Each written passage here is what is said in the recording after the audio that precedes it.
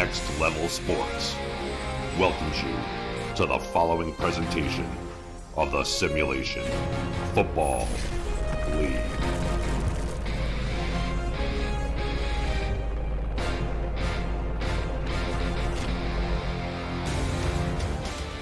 Mexico City is the location of the opening act of this week of Simulation Football League action.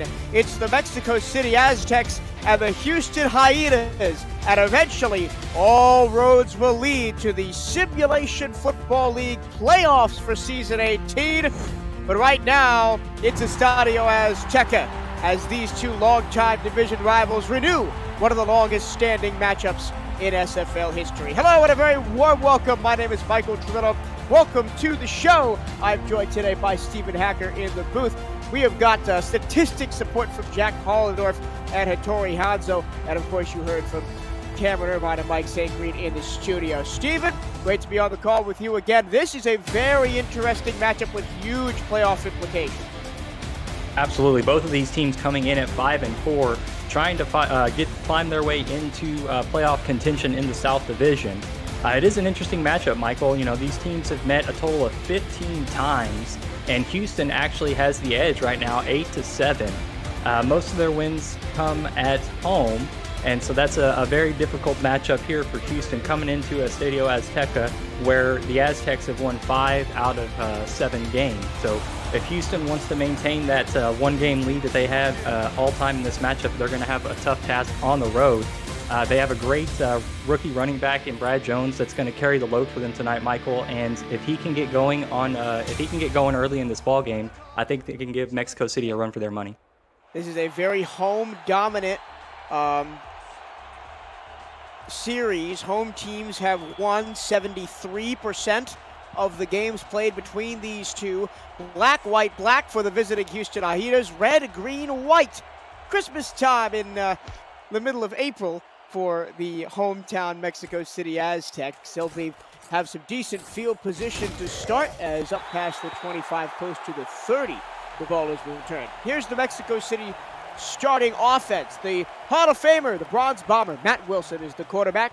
Phoenix Jones at running back. Ray Bentley, another Hall of Famer, is at fullback. Wide receivers, there's a lot of them. Jason Bartley, Nick Lockett, Jacob McCall, T.T. Crystal, and Orain Darby. Bill Henry and Mike Daggs are the tight ends. Splitbacks on first down, 7 in the box for the Hyenas. And it's going to be fullback dive to Phoenix Jones, who lined up as the offback that time, but nothing doing up the middle. Here's the Hyenas defense. Alex Perez, Julius Maximus, Frank Stackhouse, and KT Slayer on the defensive line.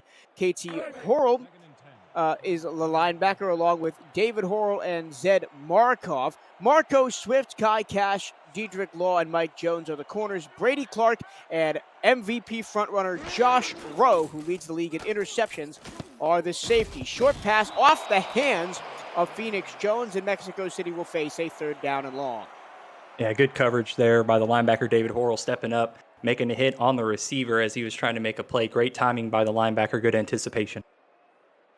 Both of these teams, Steven, started off this season a little bit slowly and have picked it up over the past couple of weeks. Hyenas have won 4 straight after starting 1-4, and Mexico City has won 3 of their last 4 against San Diego, Portland, and a crucial division win against Lone Star. Over the middle and incomplete. Wilson trying to look for Nick Lockett, the rookie out of Annapolis, and that'll be a 3-and-out for the home side. And exactly what Houston's defense wanted.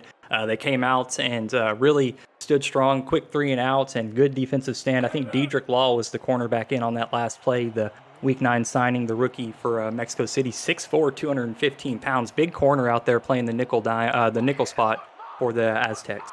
For the Hyenas, sorry. Law played his minor league in Lincoln. And the punter for Mexico City is George Amy. He gets this one away, and it'll be good field position for Houston. Greg Corky, 8-season veteran, retired, came back. Former San Antonio Vaquero, Greg Corky, now playing across the state in Houston. Here's the Hyenas starting offense. Dave Burr is the quarterback. Brad Jones is a rookie running back to watch out for. Justin Williams at fullback. Kyle Finnemore, Doug Day, D.R. Sim, and Greg Corky, the wide receivers. Randy Pearson, Ethan Kai are the tight ends. Deep throw, first down, tip to the air, and almost intercepted. Jeffrey Daggs had a shot at it, but it eventually hits the turf, and the Hyenas survive a risky play on first down. Yeah, Burr coming out showing the aggressiveness here, maybe trying to catch Mexico City asleep, as most people anticipated Brad Jones would be getting the ball there. But message to Dave Burr, don't throw at Jeffrey Daggs. That's probably the most dangerous defensive back that Mexico City has. That's one guy you got to avoid. We talk about the ridiculous 12 interceptions that Josh Rowe has on the season for Houston, but do not sleep on Jeffrey Daggs, as that ball is popped out of the hands of Dave Burr because he got mauled in the backfield by Matt Anderson, the rookie out of Memphis, straight through, and it's going to be third down and long for Houston. Yeah, came in on a delayed blitz there, Michael, and was untouched. Just the delayed blitz allowed Burr just enough time to get that throw off, but Mexico City bringing the pressure here early. Now 4 wide plus the tight end, 3 down linemen for Mexico City. Another blitz. Delayed blitz comes again. They go underneath. The blocking is there, but the Mexico City defense swarms under Randy Pierce, and it will be 4th down and 2. And this is almost go-for-it territory here, Steven, just across the 50-yard line. Yeah, I wouldn't be surprised to see the offense come out and maybe try a cadence, try to get the defense to jump off sides here, but we'll see what they do. They do bring out the offense, Michael. The offense is on the field, and this is not outside of Brad Jones's rushing territory, although it looks like they will just try and draw Mexico City off sides. So now we have a chance to take a little bit of a step back from the defensive flurry at the start of the game. We were talking pregame, Steven, and you like Josh Rowe for MVP. Oh, yeah. This season that Josh Rowe has put together has been really phenomenal, breaking the pick 6 record for defensive players and safeties. I mean, it's just has played phenomenal, and really has his contributions, those pick 6 have led for points. And when Houston was kind of down, struggling at the beginning of the season, it was really Josh Rowe keeping them in these ball games. And I think you can make a case that he's been the most valuable player this season in the SFL. Ryan Adams is the punter for Houston. Here is Josh Rowe's season stats. 59 total tackles, 12 passes defended, 12 interceptions, 4 of those returned for touchdowns. The leader in passes defended is also on this Houston defense. That would be KT Horrell, the inside linebacker, who has 15.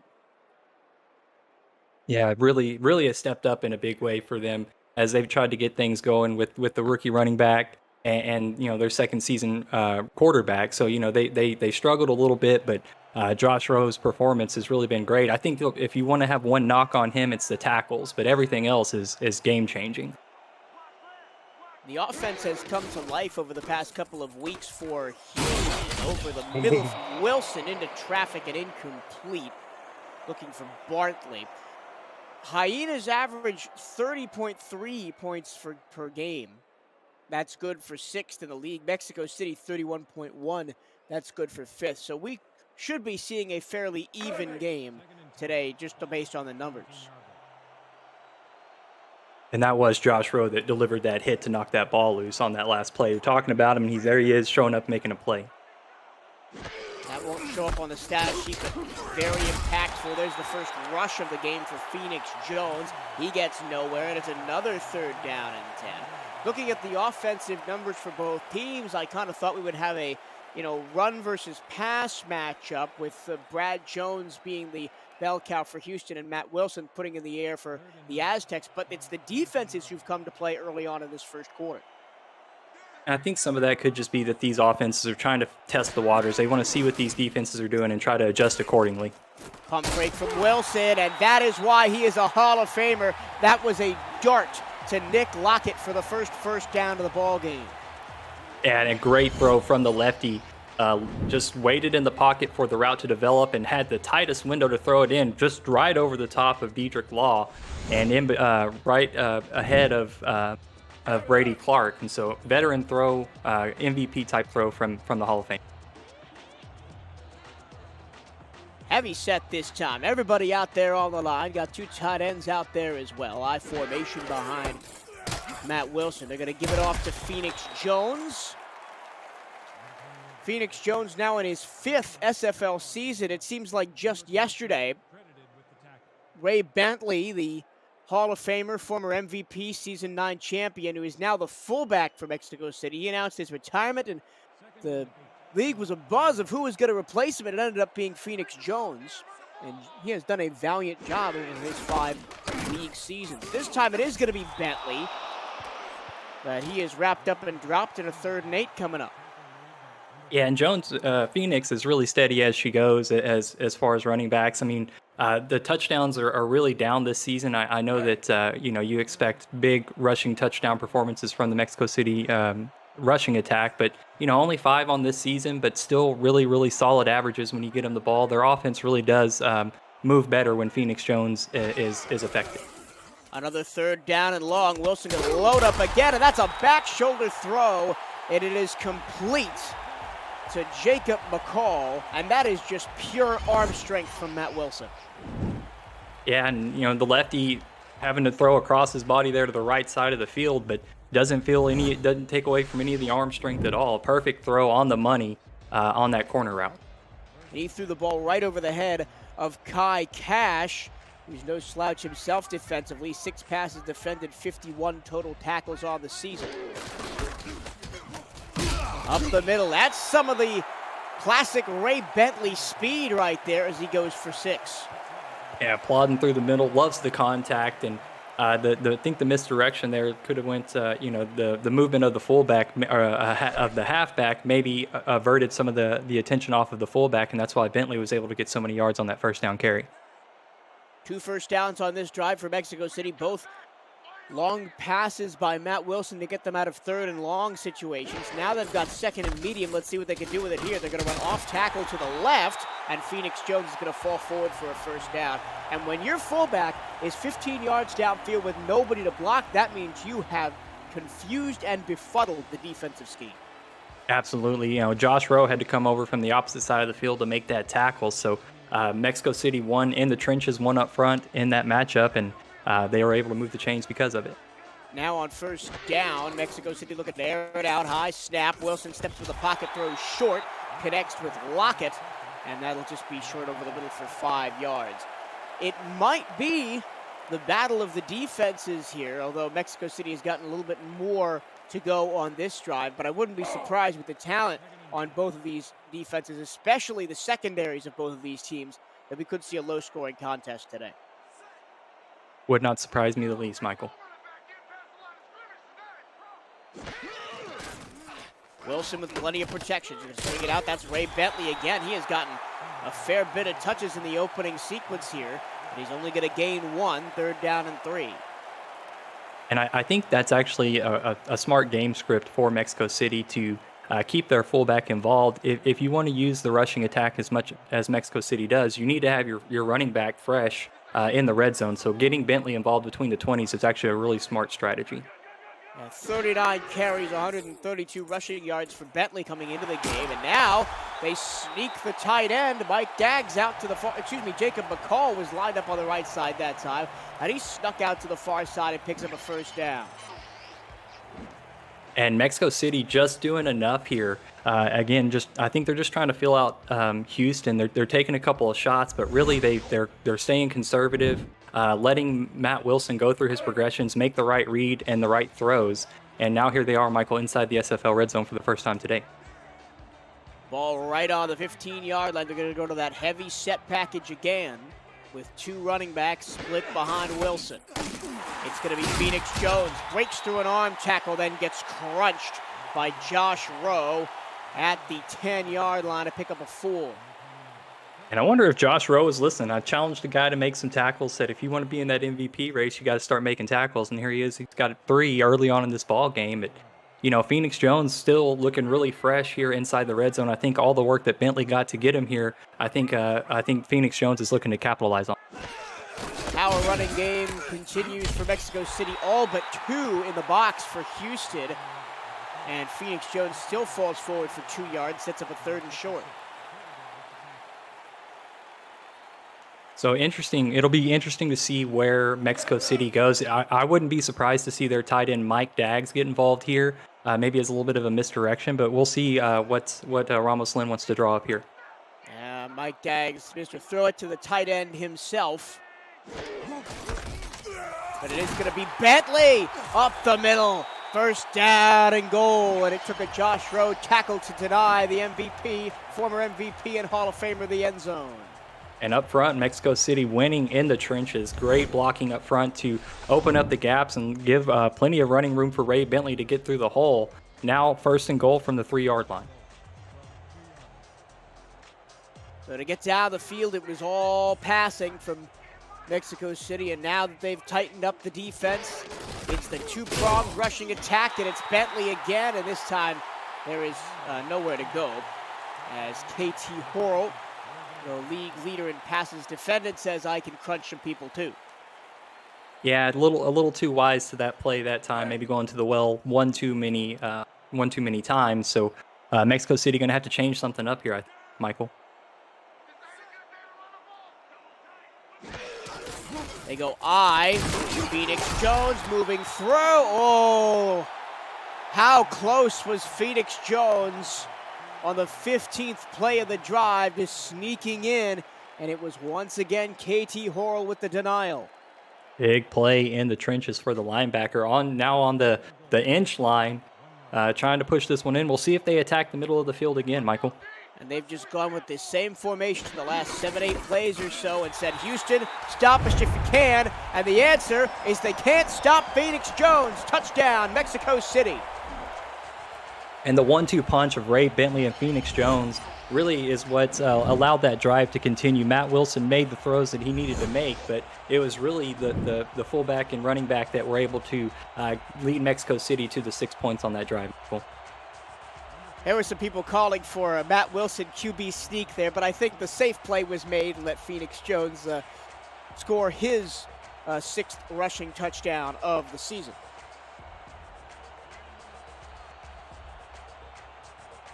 Cole Varner in his 9th season in the SFL, all right here with Mexico City. Puts it up and in. And the Aztecs lead 7-0. And we really haven't seen anything out of the Houston offense, just 1 3-and-out, and that's it. So something's got to change for the visitors offensively.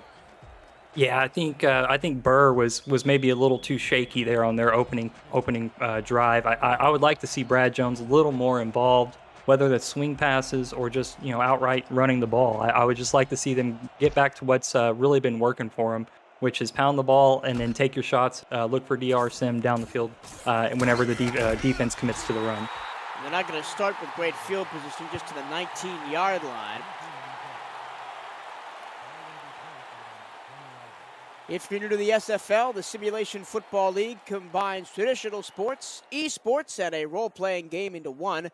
Team strategies are being executed in real time by our simulations as real-life players compete on the virtual gridiron. For more information about the SFL, visit our website at www.simulationfl.net.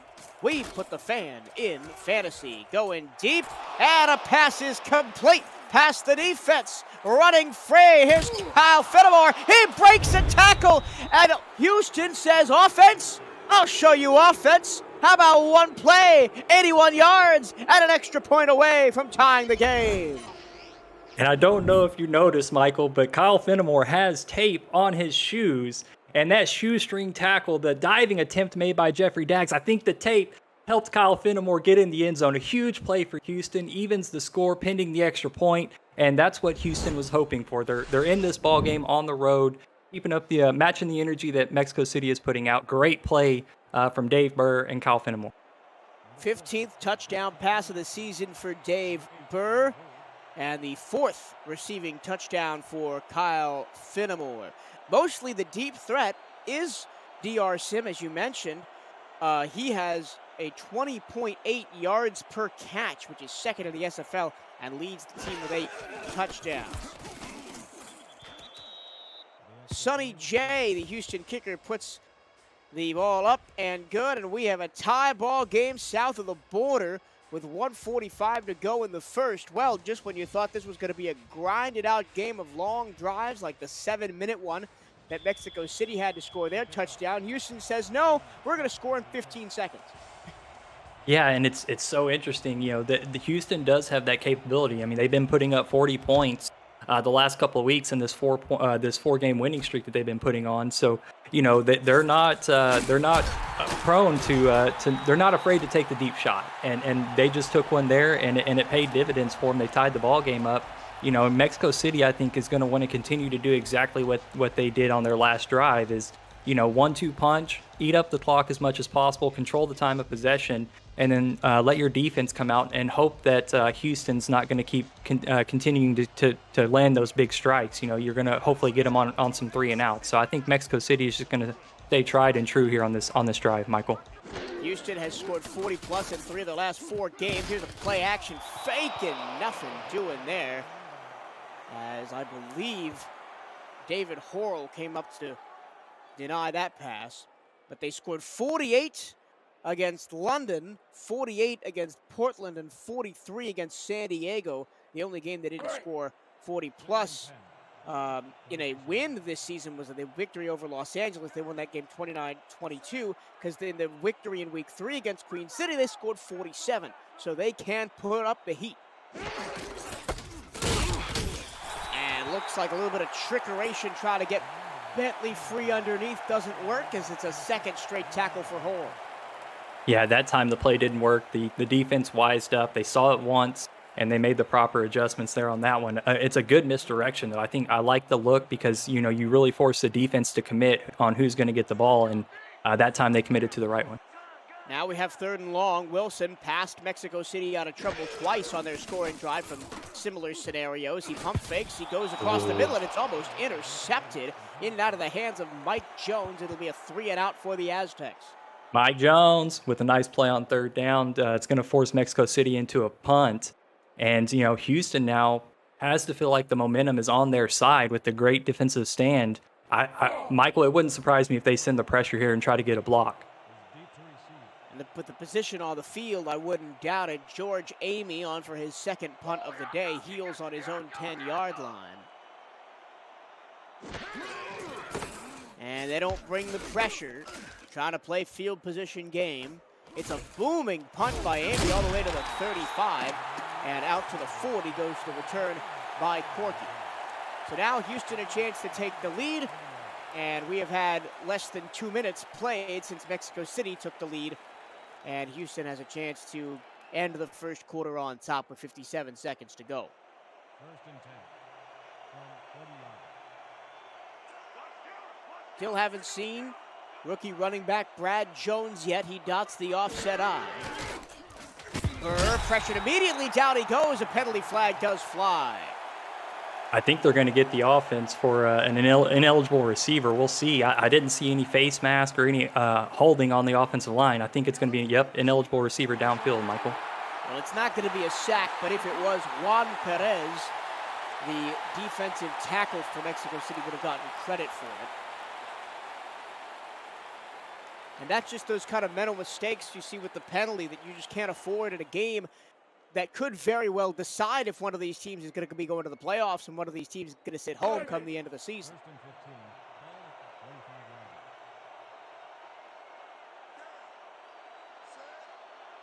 Houston pushed back 5 yards, 1st and 15 now. Burr under center against the 4-man front. He's going to hand to Jones, and Jones drags a defender for about 4 yards that time. Ronnie Watson, the 3rd season linebacker, in there to make the tackle. And welcome to the game, Brad Jones. Finally, your first carry in the game with only, about 35 seconds remaining in the first quarter. So 10 and a half minutes into this ball game, Brad Jones finally getting involved. Well, he has plenty of time to make his mark, and there's another nice carry up the middle, forcing the secondary to come and make a tackle. That was Gerard Brody who came up and got him that time. Brad Jones has already made the history books this season. He broke the Hyenas rookie rushing touchdown record with 11 on the season so far. The record used to be 9, set by Warren Murray back in season 10, and I wanted to touch on Warren Murray. We will do that in the second quarter, as this is the last play of the first. Nice little pitch and catch over the middle into Mexico City territory from Burr to Randy Pierce, and that will end the first. Mexico City was methodical, but Houston struck like lightning, and it's 7-7 after 1. This is the Simulation Football League presented by APM Music on Next Level Sports.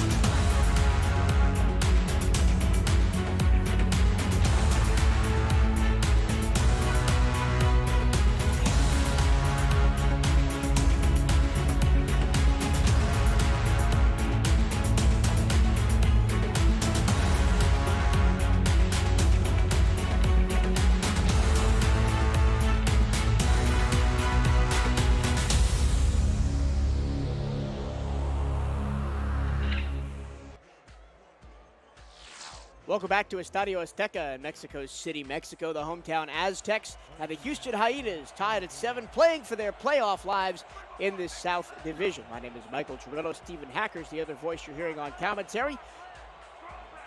Tori Hadzo, Zach Holledorf are on stats for us, and a jump off sides in the defense give Houston a free play to begin the second quarter. It's going to be a nice pitch and catch. I think they'll decline the penalty, as Brad Jones out of the backfield scampered for about 8 yards. And as we were going to break, I was just starting to talk about Brad Jones and his role this season, having replaced one of the more consistent running backs that we've had over the past couple of years in the SFL in Warren Murray. Murray now in Baltimore with the reigning champs. And here's this rookie coming in to Houston and doing a great job, Steven. Yeah, Warren Murray left some big shoes to fill. I mean, he was one of, like you said, one of the more consistent running backs, one of the more explosive running backs in the league.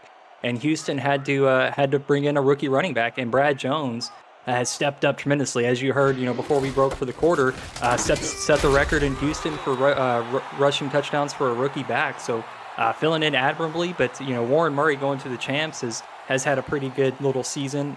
They picked him up about 3 weeks ago and has had 10 touchdowns in those 3 weeks. So, again, Warren Murray, a very explosive back, but Brad Jones, the rookie, the fresh legs, looking really explosive this season as well.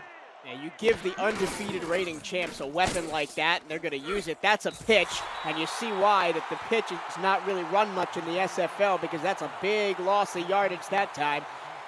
Brad Jones going nowhere, and Ben Charbs was the first man to get there in the backfield. Yeah, you really need a lot of things to go right on the pitch play, and that time there wasn't enough going, and it's a loss. And now Burr with the 3rd and 8 is going to have to throw the ball here. Dave in the gun, 5 receivers to aim at. Linebackers playing well off the 4-man front for Mexico City. Burr, pitch and catch, intercepted. That was a snipe out of the air, beautifully done. Derek Meerkat snatches the advantage back for Mexico City. That was an opportune moment. I mean, he had his eyes in the backfield the entire time. Perfect positioning from the rookie free safety. Jumps up at 5'11", 215 pounds, jumps up, makes a nice interception, gets the ball back to his offense. That looks like a third baseman making a play at the hot corner. It's just pure reaction speed. Meerkat, 4 tackles in Mexico City's previous game, which was a victory over the San Diego Mavericks. San Diego may be 3-6, but they have given teams headaches, especially with their offense, as Mexico City ran out of their 47-31 winners in a game that was pretty close all the way through.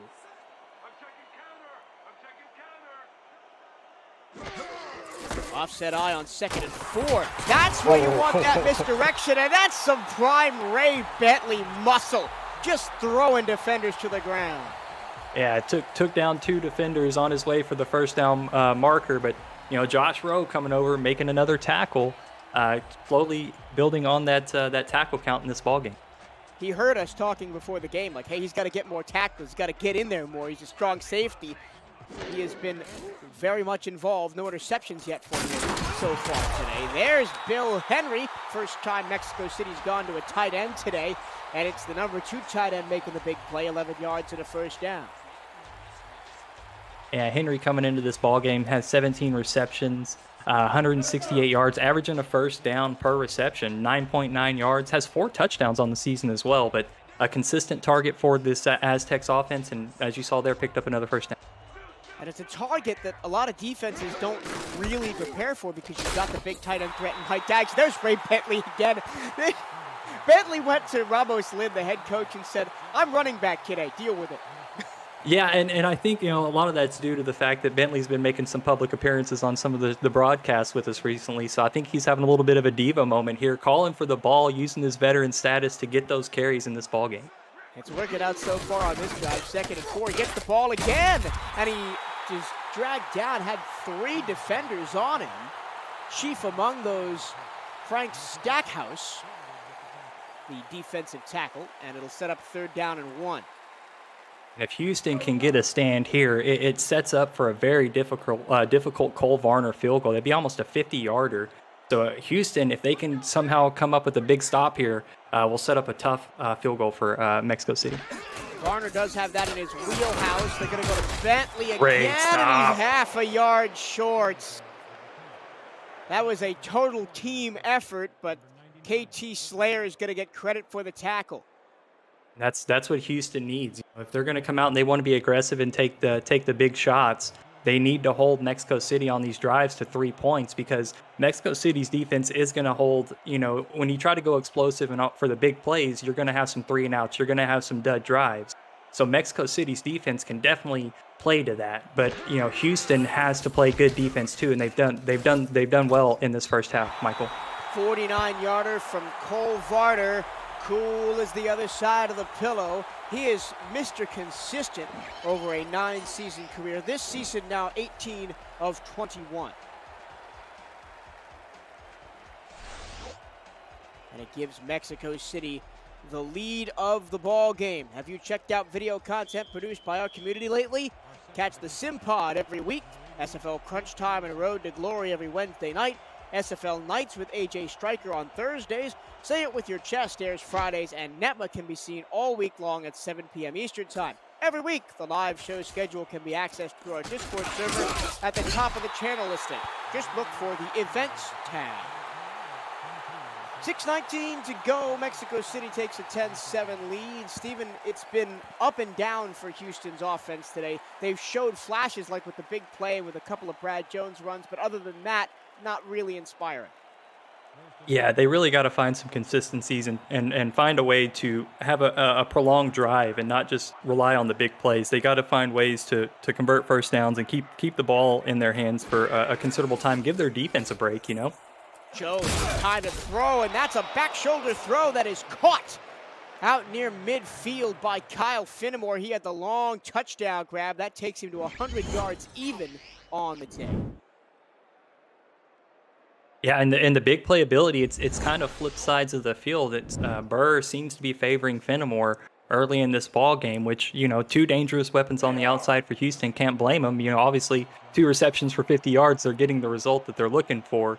But strangely, Brad Jones this late in the end of the game only with 3 carries to this point. And you've also got the #1 player in receiving yards all time out there in DR Sim, and I think Bird just found him. Oh, no. No! Dave Bird goes down after the hit on the play. And that is huge. Bring of momentum in this game. Wow. So Houston's going to have to, Michael, I'm going to go to the depth chart here. Houston's going to have to go to their backup quarterback, which is going to be number 8, Barry Bergens. And that is a huge blow to this offense. We'll get you an update as soon as we can if Burr is going to be able to get back into this one. Well, it's now has to be the Brad Jones show. He's going to have to carry the weight. As there you see Bergens lined up under center. They immediately go to the power I formation. Off to the right side, a spin move, and almost free was Brad Jones, pulled down by his ankles by Jeffrey Daggs. And I think it's going to have to be, like you alluded to, it's going to have to be a heavy dose of Brad Jones, as Houston's going to have to collect themselves now that their signal caller's off the field. And I think that, Brad Jones is capable for a couple of plays to let you sort your offense out.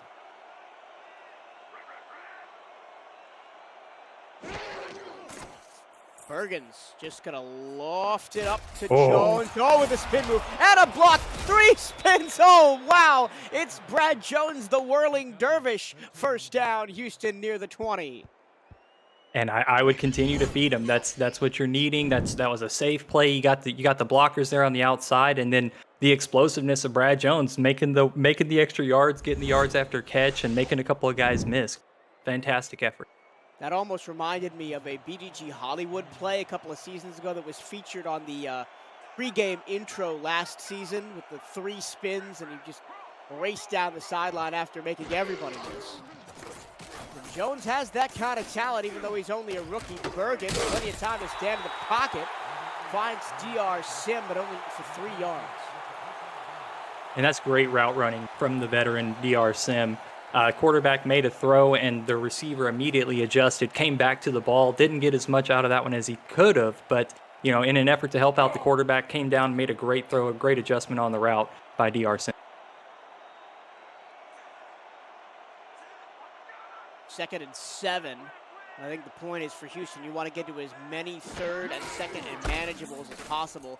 Take the ball out of the hands of the quarterback. Brad Jones says, give me the ball. I'll do it myself. 3rd down and 1 after that nice run, excuse me. And inside the red zone for the Hyenas, and I think that, they can look to their fullback here if they want to change the pace. Justin Williams without a touch so far in this ball game, and it's definitely in a fullback's wheelhouse, but they're not going to bring out a fullback. Going to have 2 tight ends out there then, Michael.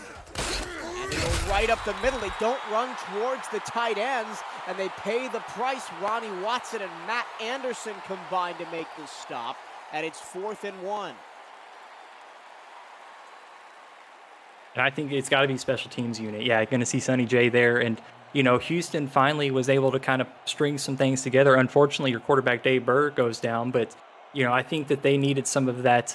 They needed to show that their offense could move the ball without the explosive plays, and I think, they unfortunately stalled out here at the 11-yard line, Michael, but, Houston's going to have to really change up their game plan with Burr down. 28-yard field goal up and good to tie the game from Sonny J. He has now hit 17 of 17 on the season, that 100% record intact. 10-10, but as we've mentioned on this drive, with Dave Burr going down, and we still don't know the extent of that injury, now it's, yes, you mentioned the onus is going to have to be on Brad Jones to carry the offense, but how about the pressure now on the Houston defense to keep Mexico City from blowing this game open with the offense crippled? Yeah, and when with the quarterback, like Matt Wilson, he loves those kinds of opportunities to come out and really put your team, at a disadvantage. So, I think Mexico City, while they have been showing a tendency to want to do that 1-2 punch, it wouldn't surprise me none the least to see them try to take some shots down the field and really open this game up now that they feel like, the opposing team's quarterback isn't up to the challenge. So it'd be interesting to see if Mexico City kind of stays conservative or if they turn it up like I think they're about to. Oh, well, look, they may be about to turn it up. 5 wide on first down. Matt Wilson in the gun.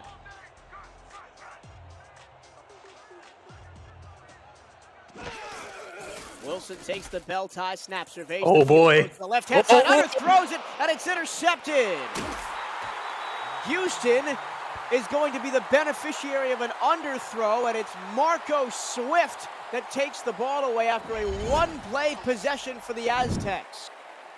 And that was perfect defense, right into the teeth, right where Marco Swift wanted it. I mean, that was almost a receiver. It looked like he was the intended target on that one. Played it perfectly, and Houston, has done a really good job in this ball game, keeping their eyes in the backfield, watching what Matt Wilson's trying to do, and an explosive play for Houston gives them great field position. There's being aggressive and then there's being reckless, and I think that play call for Mexico City towed the line a little bit there. Looks like Burr's back out there, Michael. He is. Who knows how much the injury is going to affect him, because that throw was well behind Kyle Finnemore and actually goes for a loss of 1, tackled by Ronnie Watson. Yeah, and I think that's a smart play there. You're getting your quarterback back out there, and you got to get him back in the flow of the game, and why not come out and throw the ball? I like the aggressive. I wouldn't be surprised if we still saw a hefty amount of Brad Jones. Inside the 30, Jones off tackle and nowhere to go as the offensive line went out to lunch. And eating on that play was Dan Tritz and Skylar Kingsley. Yeah, big bodies there in the middle. Played the gaps well, 6'5", 316 for Dan Tritz, 3 seasons in the SFL. Makes a nice play there in the backfield. Let's see how well Dave Burr holds up after coming off that injury. On 3rd and 12, he rifles it over the middle and it's incomplete and probably should have been intercepted by Gerard Brody. That's extremely unfortunate for Mexico City. They coughed one up, gave away a turnover, and then with an opportunity to take it away and not give up any points. So, it looks like Houston's going to get some points off the turnover, but Mexico City just with a prime opportunity to take it away, and Gerard Brody has to be kicking himself after that one. Brody has 4 interceptions on the team. That's second only to Jeffrey Daggs' 5, as the 45-yard field goal is up and good for Sonny J to give Houston the lead. A very interesting chess match playing out in Mexico City this afternoon. Yeah, really good to see Burr back out there too, Michael. I mean, even if he's only at 80%, it's still good. It gives Houston a better shot than Bergen's on the field. So it's good to see Burr back in this one. If you're just joining us, both of these teams come into the game at 5-4 and are tied for second in the South Division, trailing only Lone Star, who is 6-4. Jeffrey Daggs off the left side, breaks a tackle past the 30 and out to the 34. We've got a game break update from the studio. Cameron Irvine, Mike St. Green, what do you got for us? Thank you, Michael St. Green. Logan Keel imitating the Queen City defense, taking a nap in the end zone. Yeah, Cam, the Eric Price and Logan Keel combination continues to unlock the end zone for the Night Wings. Logan Keel takes it in right there, and as you mentioned, he takes a nap on it, and Denver's up early, 7-0. Back to Turillo and Hacker in Mexico. Long pass, and that's going to be incomplete, out of bounds. We hit the 2-minute warning here in the first half. Mexico City trying to retake the lead before the break. It's 13-10 Houston. This is the SFL, presented by APF on NXT.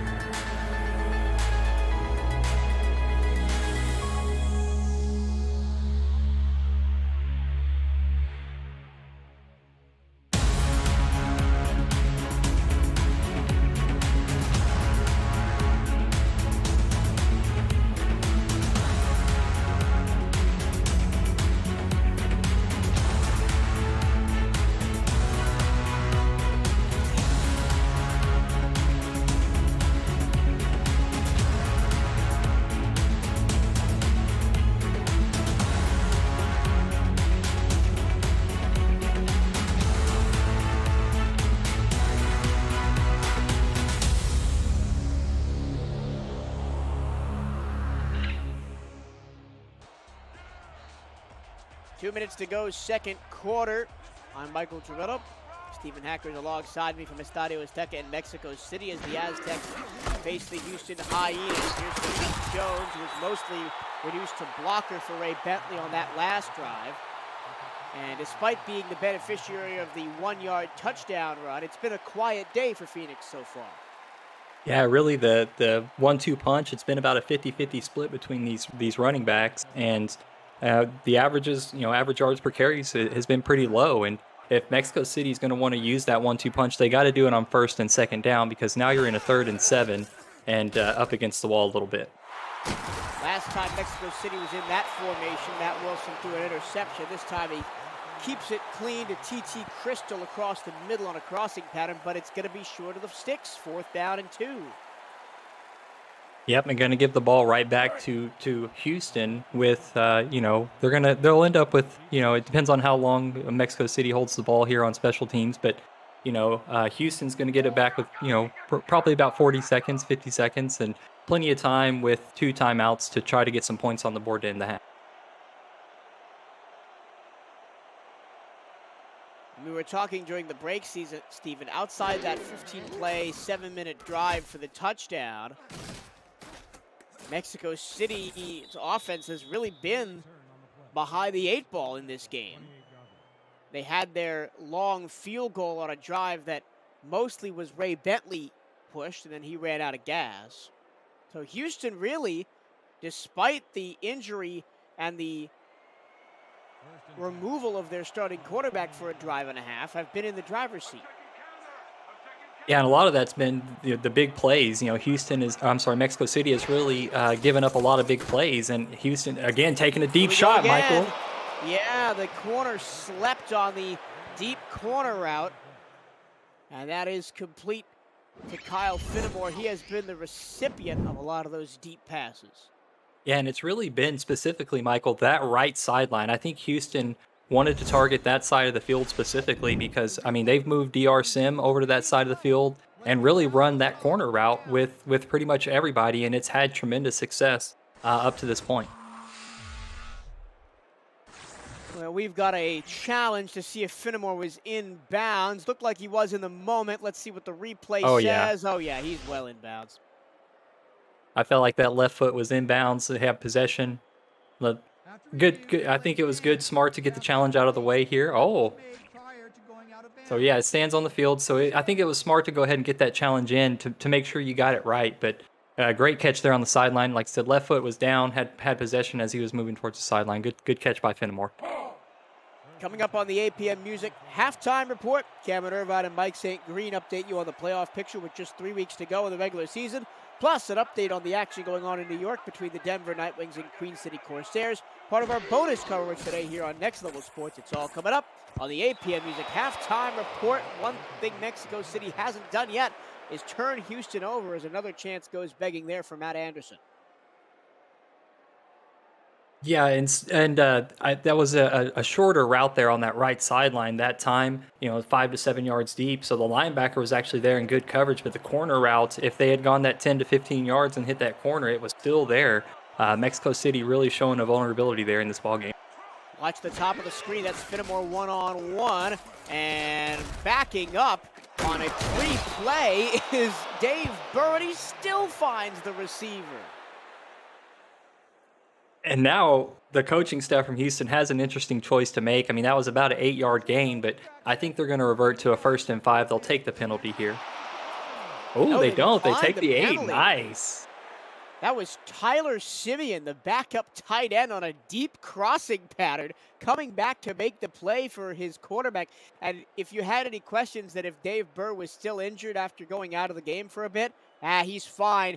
He scrambled just great on that play. Yeah, avoided that pressure, like nobody's business. That was almost, that was almost a Matt Wilson type move there to avoid all the pressure and still get off a great throw. They're going to take the 2nd down and 2 as opposed to the 1st and 5. Burr short over the middle, and that's again right off the hands of Matt Anderson. He's had 2 interception opportunities now on this drive. Yeah, and again, Mexico City not taking advantage of these opportunities that they've been getting.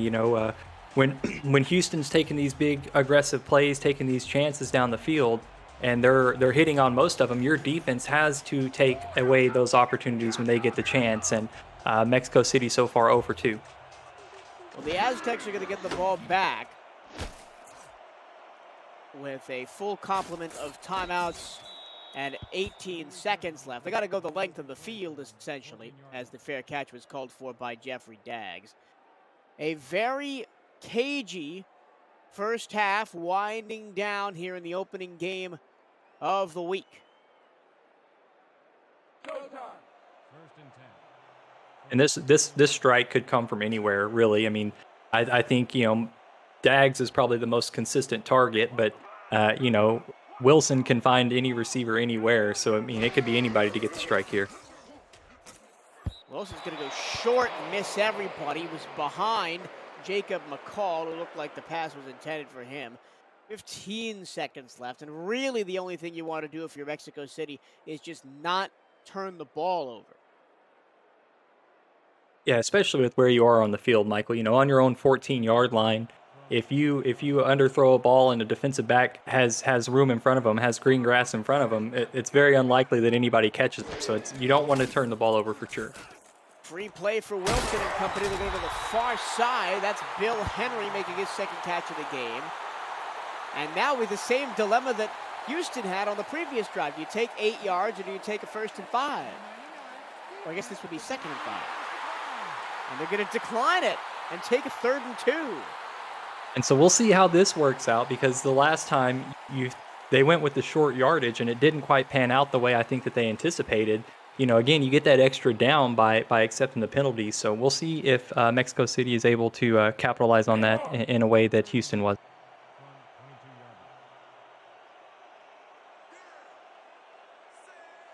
It looks like Mexico City will be content to just run this out and head to the halftime breakdown 3. Wilson is going to throw. Going to find Mike Daggs on the near side. 5 seconds to go. They could have called a timeout, but everybody's okay. And we'll head back to the locker room. When we come back, it's Cameron Irvine and Mike St. Green with the APM Music Halftime Report. Hyenas lead at 13-10 at the break. The Simulation Football League presented by APM Music on Excellent Sports.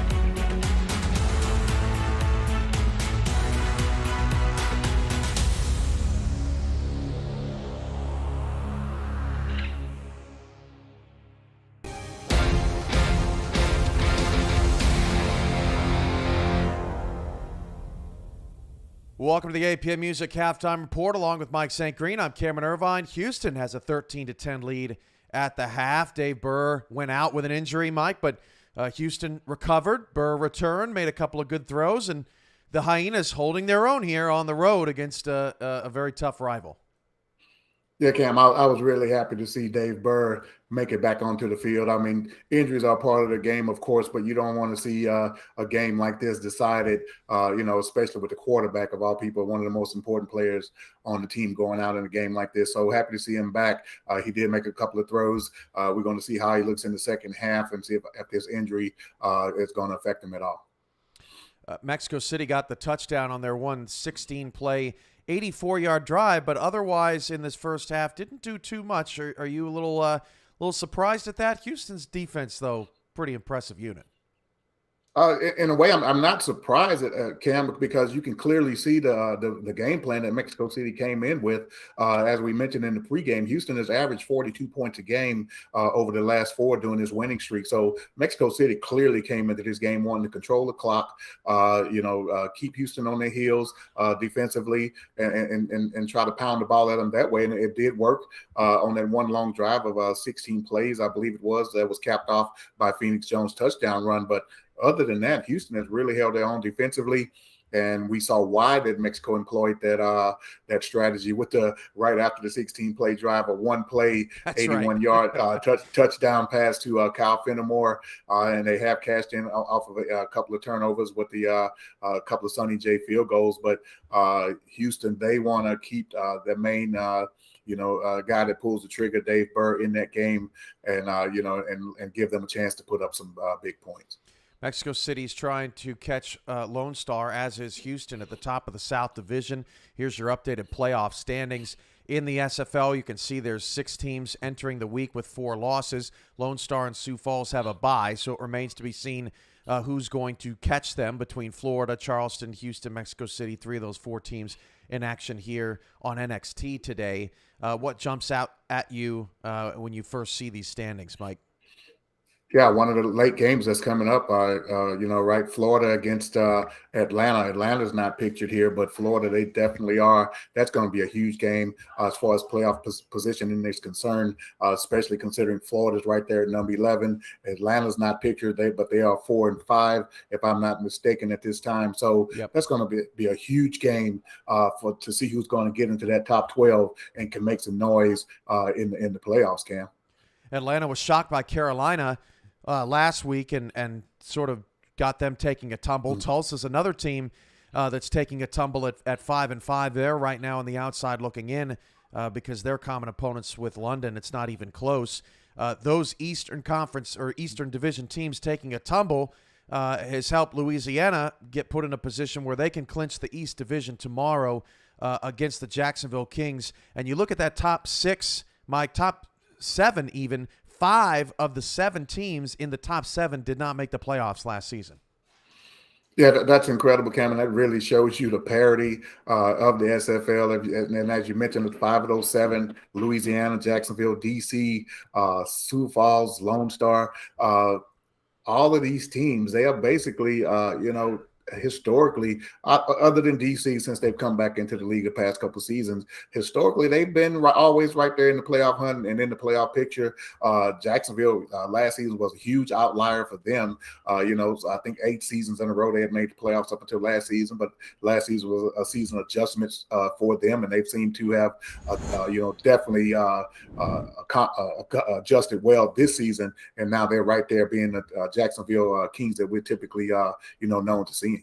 Denver and Queen City both on the outside looking in at 4-5, but they can get right back into it with a win today. Denver leads Queen City 14-6. Early in the second quarter, Bailey O'Shaughnessy fumbled. That turned into a Queen City touchdown, but the extra point was blocked. Otherwise, it's been all Denver here in the first half. Yeah, no doubt about it, Cam. You just took the words out of my mouth. It's pretty much been all Denver outside of B.J. Lovelace had forced a fumble and recovered by David Tilley, and that defense has been playing well. Also for Queen City, Andre Krim has a couple of sacks that has helped them out. But other than that, it's been all Denver in this game. A couple of touchdowns. One to Logan Keel, and I didn't catch who caught that last one. I think it was Bryce Battle. Yep. But a huge half so far for Denver. They definitely want to keep their names mentioned in this playoff push. 13-10, Houston leads Mexico City at the break. We'll have updates for you throughout the day on Denver and Queen City and all the storylines going on in that game as the APM music halftime is done, and we're ready for the second half after this commercial break. Live television, Mike, you got to love it. This has been the APM Music Halftime Report. We'll be back after this.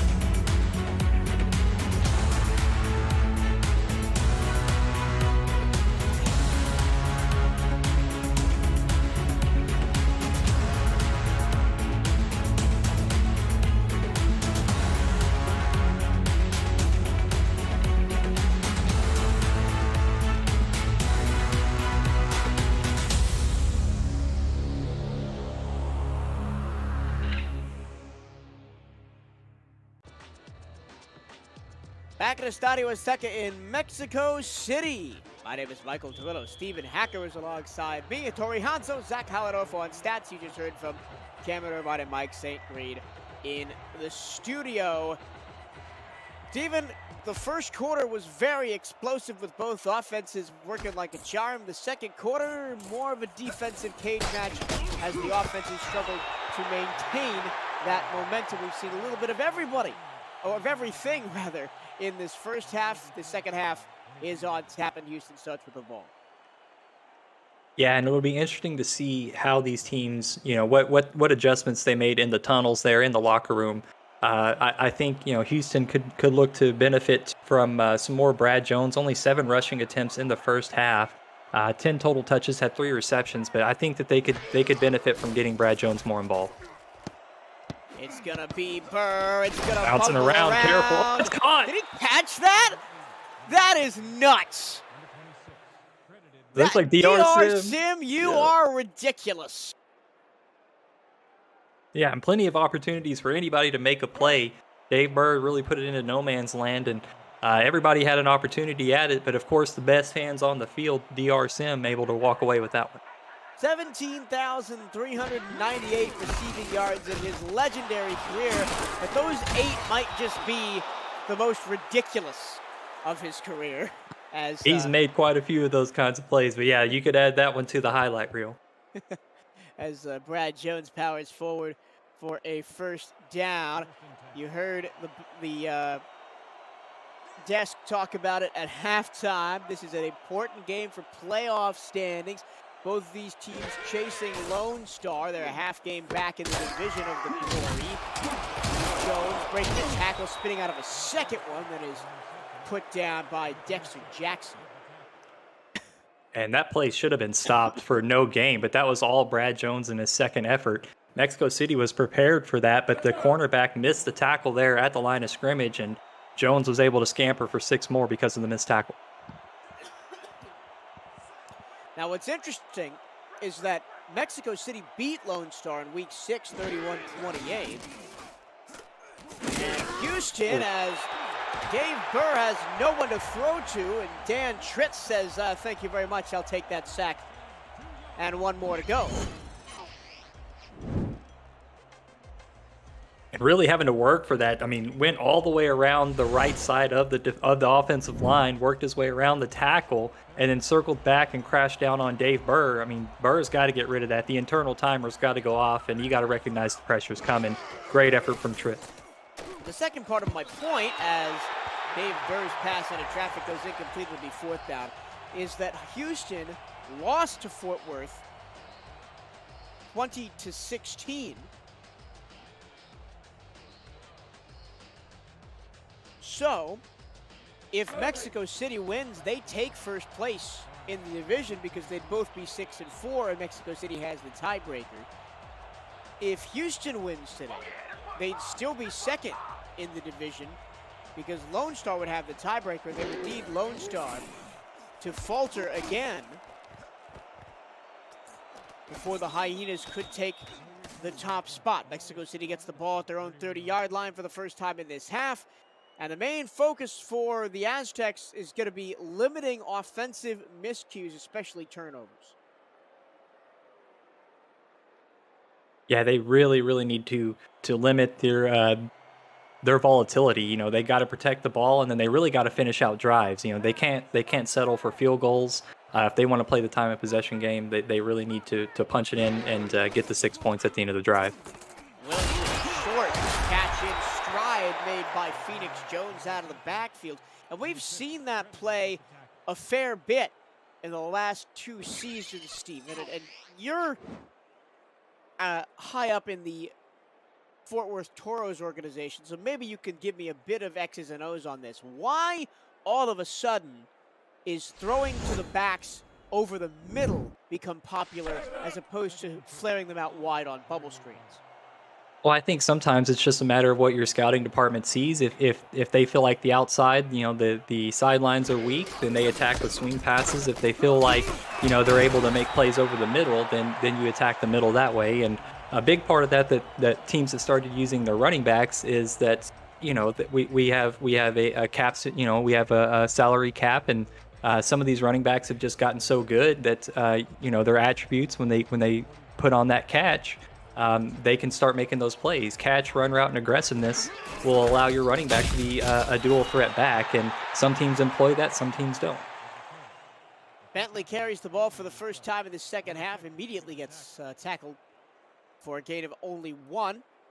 That was David Horrell on the stop. 2nd and 8 from 44 yards. I mentioned the Lone Star Glory. They have a bye week still to go and 2 games left. They play San Diego, and then they end the season at home against Mexico City as Matt Wilson gets the ball away before he goes down. Frank Stackhouse in the backfield causing trouble, 3rd down and 9. A very tough 3rd and 9. Mexico City really needs to convert this one. I would look the way, you know, I would look for Mike Daggs somewhere out there. I think he's a mismatch, a walking mismatch, and they would be well benefited to try to get him involved in the offense here on 3rd and 9. 5 wide receivers, though. 5 wide receivers, tight ends on the sideline on 3rd and 9. Wilson, quick strike down the middle, 1st down. Orain Darby makes the catch and slides forward, where he's eventually touched down by Mike Jones. And so the Aztecs choose speed over size on that one. And a hot route there. Darby underneath in the slot runs a nice route, leaves the defensive back in the dust, and gets the 1st down. Josh Rowe, another tackle, Michael. So to finish my point about the upcoming schedule in the South Division, if Mexico City wins this game, they could very well be setting up a 1-game playoff for a division win and a playoff spot against Lone Star the final week of the season. So storylines abound in the last few weeks, just in this division, not to mention the other divisions all across the league have their own races going on as Horrell gets the tackle for loss. And a little bit of help from Zed Markov there to finish that play out.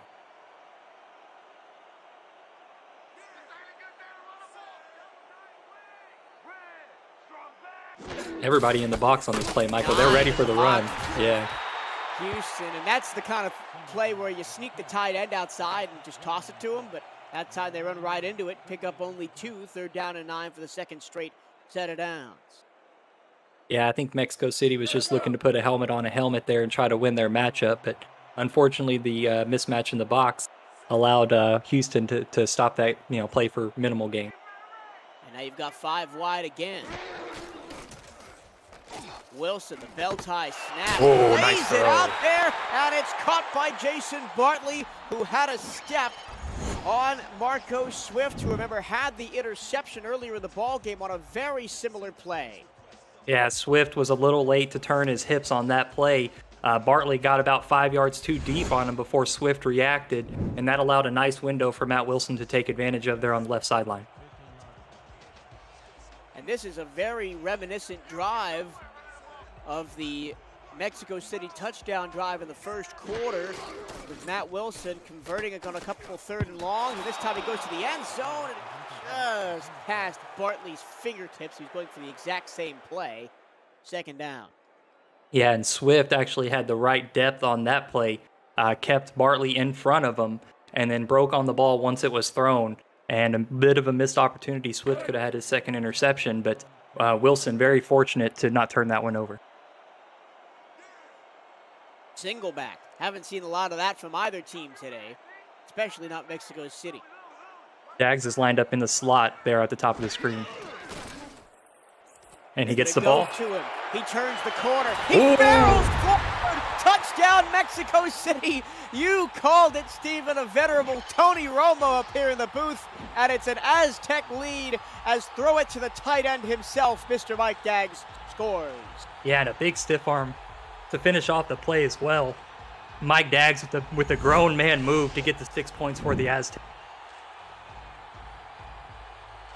16-13, the hometown team back on top. And Cole Varder on to attempt the extra point.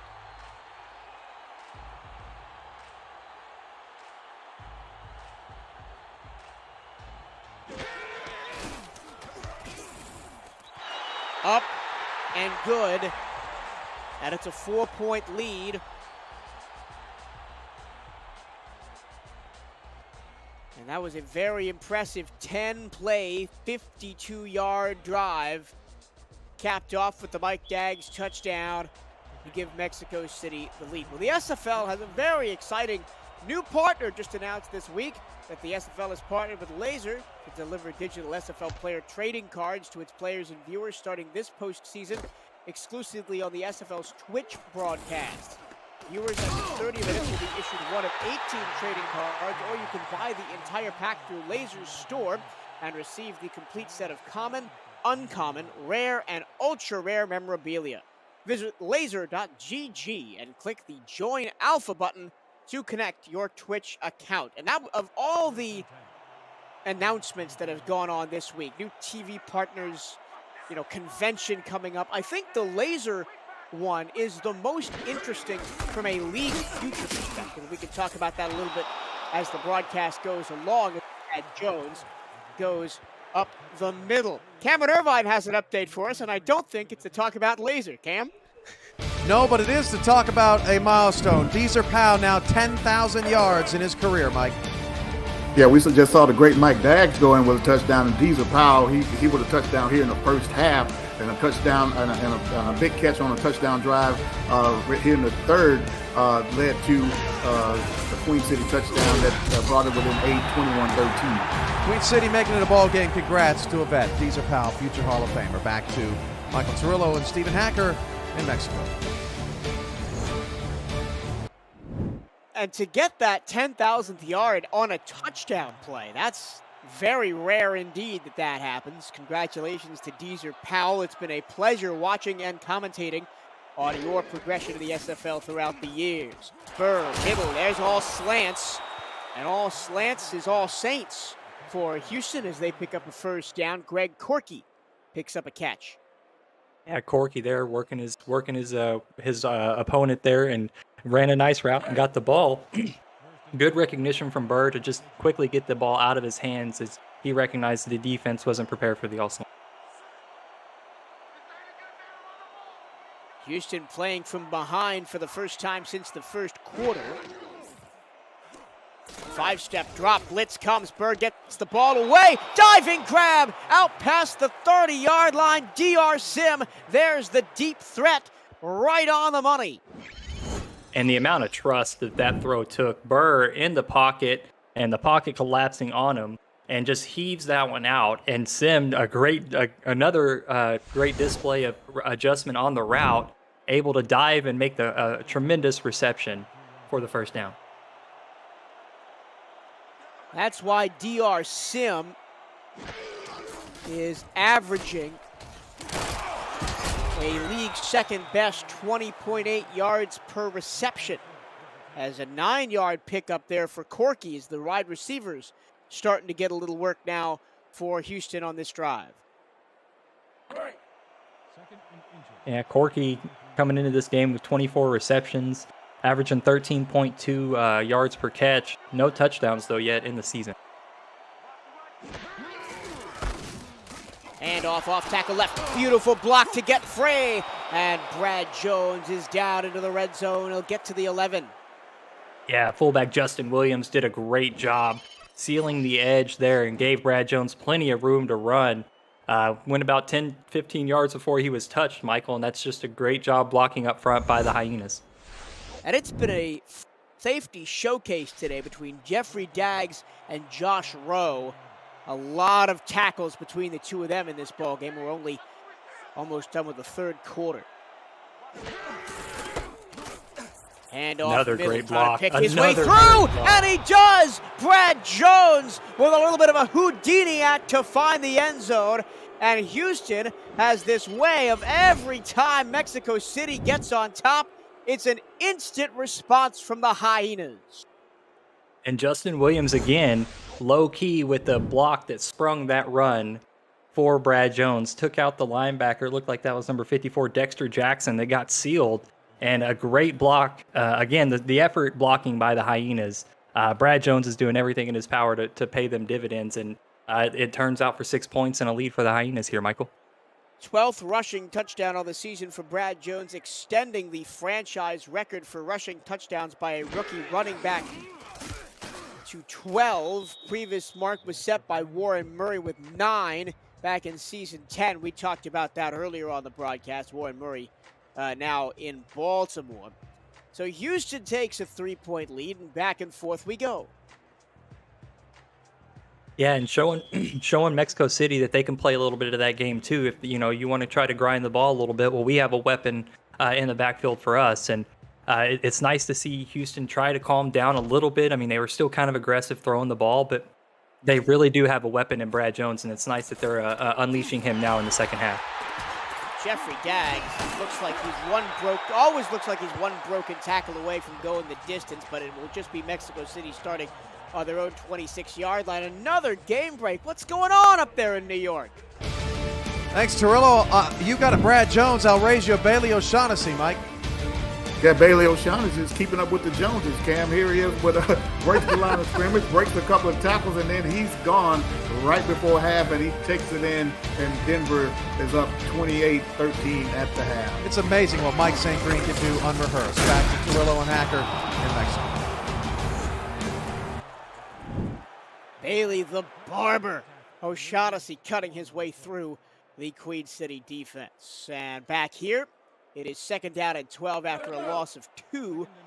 Mexico City, however, has thrived in these second and third and long situations today. Matt Wilson, very accurate on 3rd and 8+.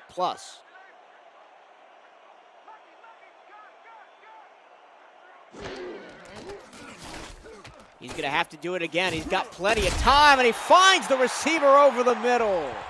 That's another great catch by Arain Darby, the rookie, round 4 pick out of Annapolis. And I love the confidence that Matt Wilson displayed in his receiver there. I mean, we're talking about the first defensive player to win an MVP candidate, Josh Rowe, and Matt Wilson just attacks him with this rookie wide receiver, and that was a great throwing catch there from the veteran. And we haven't really seen Wilson target Rowe, and maybe for good reason, as Rowe has a league-leading 12 interceptions. Phoenix Jones, nowhere to go. Play finished off by Alex Perez. Haven't really called Perez's number that much today, the 5-season veteran on the defensive line. 2nd and 7 from 48 yards. Alex Perez, second on the team in sacks with 4.5. Behind Stackhouse and Julius Maximus, who each have 5. And once again, the offensive line can't keep out the run blitz. And a tackle made by Marco Swift puts Mexico City once again in 3rd and long. Yeah, and Wilson's going to have to continue to deliver dimes here. He's up against the wall in these 3rd and longs, but they've been doing a really nice job converting. High snap, Wilson going to his strong side, and he connects with Jason Bartley. He has been the 3rd and long out for Mexico City and Matt Wilson today. Bartley against Kai Cash. Yeah, and that's just a great effort there. He just out-athletes the defensive back. Bartley adjusted on the route, had his eyes on the ball, went up and got it. And a big first down for Mexico City. We have reached the end of the 3rd quarter. It's a 3-point game. Aztecs with the ball try to save their season. Hyenas and Aztecs go to the 4th when we come back on the SFL, presented by APM Music on ATX.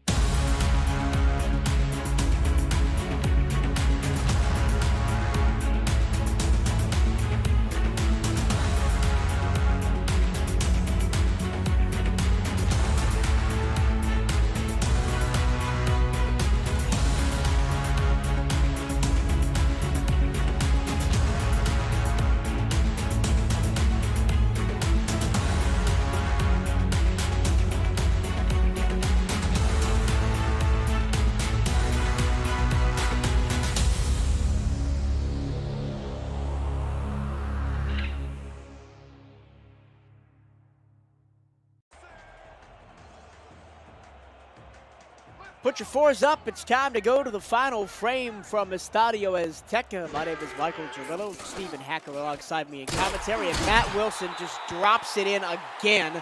Another beautiful pass, this time to Jacob McCall. And Wilson really is starting to settle in. Even though it's the 4th quarter, he's really taken over. I think Mexico City has kind of gotten away from the 1-2 punch, recognizing that they need to try to compete with this explosiveness that Houston's bringing. And Wilson's really stepping up to the task. We'd also like to recognize Shan Varner and Zach Haldorf for providing live statistics for our game today. Phoenix Jones outside run, nowhere to go. Good play. You know, this duo of Dave and KT Horrell at linebacker for Houston's really probably one of the better duos in the league. They're both so versatile, great in run coverage, great in pass coverage, and having a pretty good game here today. Phoenix Jones only 26 yards on 14 carries. He does have the rushing touchdown in the 1st quarter. 2nd down and 11. Wilson with time, fires a lightning strike into the end zone. Touchdown, Mexico City. Nick Lockett unlocks the lead for the Aztecs. Yeah, and great play design from the Aztecs. They had the inside slot receiver running underneath, and that allowed some space for Lockett on that post to get open at the end zone, and a great strike thrown by Matt Wilson to get the Aztecs into the end zone. This game keeps going back and forth and back and forth. No team can get away. No team has had greater than a 7-point lead, and that was Mexico City with a 7-0 lead in the first quarter.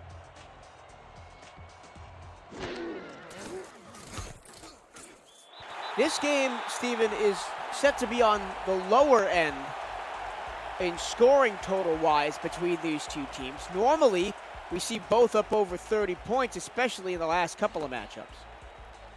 Yeah, typically these teams get into an offensive slugfest. It seems like they average right around 30 points whenever they play. So it definitely on par. With 10 minutes to go here in this ball game, Michael, I expect a couple more points from each of these teams. I would expect both offenses to try and turn their quarterbacks and running backs loose with big plays. And now Houston back down again by 4. That touchdown pass was only Lockett's 3rd reception of the ball game. Thanks to Shan Varner for that. And now the Hyenas back on the ball. Floated out to the far side, a little bit of a duck pass, but it's complete. That finds the hands of Josh Fed, and it goes for a gain of 8. Yeah, Burr really had to go through the progressions on that one, had to, read the defense, but found Fed there at the right side, basically the last progression on that play, and Fed able to get to 8 yards out of it. Offset I single left. Up the middle, first down for Brad Jones. He has been, besides the one touchdown run, surprisingly quiet today, Brad Jones, with Burr taking most of the offensive load for the Hyenas. 61 yards on 12 carries on the ground. He's going to get the ball through the air this time and not really get much of anything, only a gain of 3. That's the 6th reception of the game for Brad Jones, and only the 21st yard through the air. And again, I think that's important for Houston to come out and give their offense some balance, though, Michael. I mean, using him on the ground and taking your shots through the air when necessary, not necessarily as your staple, So wrinkling in Brad Jones is healthy for the Houston offense. They're going to do it again here, this time to the near side, and he's going to get just about 3 again as a combination of Gerard Brody and Ronnie Watson bring down the H-back. Houston's really got to clean it up on 3rd down, Michael. 1 for 8 on the ball game, where Mexico City's 50%, 6 of 12. I think that could spell disaster as the clock winds down here in the 4th quarter. Total yards advantage for Houston, but points advantage to Mexico City. Oh no! They went short to Jones out of the backfield, and it looked, that was Pierce, the tight end, out of the backfield. And it looked like Pierce had the first down, but couldn't quite get his feet set, and that allowed the defense to converge on him and tackle him short of the line to gain. Yeah, so Houston, if they can't start converting these 3rd downs, they're really putting the game in, they're putting their whole strategy on the big play. And when the clock is against you, I don't know that I would want that to be how the cards play out for me. So yeah, I think if Mexico City is able, with this, a 4-point lead now, if they're able to go on a prolonged drive, and even if it's only a field goal, now you have a 7-point lead. You have protection against that big play from Houston. So I think Mexico City is right where they want to be game plan wise. For the first time in the second half, Mexico City has the ball and the lead. Let's see what they can do with it with 7.5 to go. Wilson into traffic and Oh, no. intercepted. How in the world did Brady Clark pick that off? I thought it had fallen incomplete, but Clark says, no, look what I've got. I've got the ball game in my hands, and I'm giving it right back to the Hyenas. Yeah, off the shoe of the defender, and Clark able to snatch that one out of the air. Unbelievable play. And Houston, again, capitalizing on these big play opportunities. They stole one away from Mexico City there. They're now at the Mexico City 34-yard line. Great starting field. Very similar field position to when when Kai Cash picked off, or Marco Swift rather, picked off Matt Wilson in the first half. But again, Brad Jones is having no love against this defensive front of Mexico City, and specifically the run blitz. Yeah, nice gap play there by Derek Meerkat. Steps up, makes a nice tackle for loss. The rookie making his presence felt here in this ball game, doing a really nice job against this offense. Shoveled out towards the first down marker, incomplete from Burr to Sim. And DR Sim once again the clutch receiver for the Hyenas. That's been a really fun matchup to watch, is DR Sim going to work on Jeffrey Daggs. Jeffrey really tough in coverage, really likes to jump in front of the ball. So, you've seen DR Sim have to lay out a lot. So good recognition from Dave Burr to see that it's Daggs in coverage and trusting that DR Sim can make those kinds of plays. And off middle, and only 3 for Brad Jones. Visit the SFL League website at simulationfl.net for links to apparel from Sector 6 and SFL mini helmets from 97 Sports Promotions, plus features from our content team, including Swamp Talk, Power Rankings, What We Learned, The Read Option, and Talent Factory's feature series. See all the league records, team stats, player leaderboards, and the rankings in the next class of SFL talent, and so much more. Speaking of talent, there's some elite speed off the back of that block, and Brad Jones finds the end zone to give the Houston Hyenas the lead once again. Oh man, DR Sim put his defender in the dirt, and then Brad Jones sees exactly where he needs to go. Got that play going out to the right sideline. There you see the defender in the ground, and Brad Jones knows what to do with it.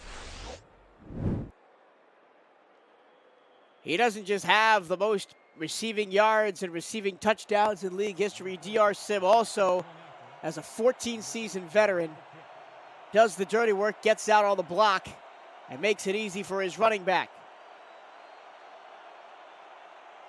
And now Sonny J on to give the Hyenas another 3-point advantage.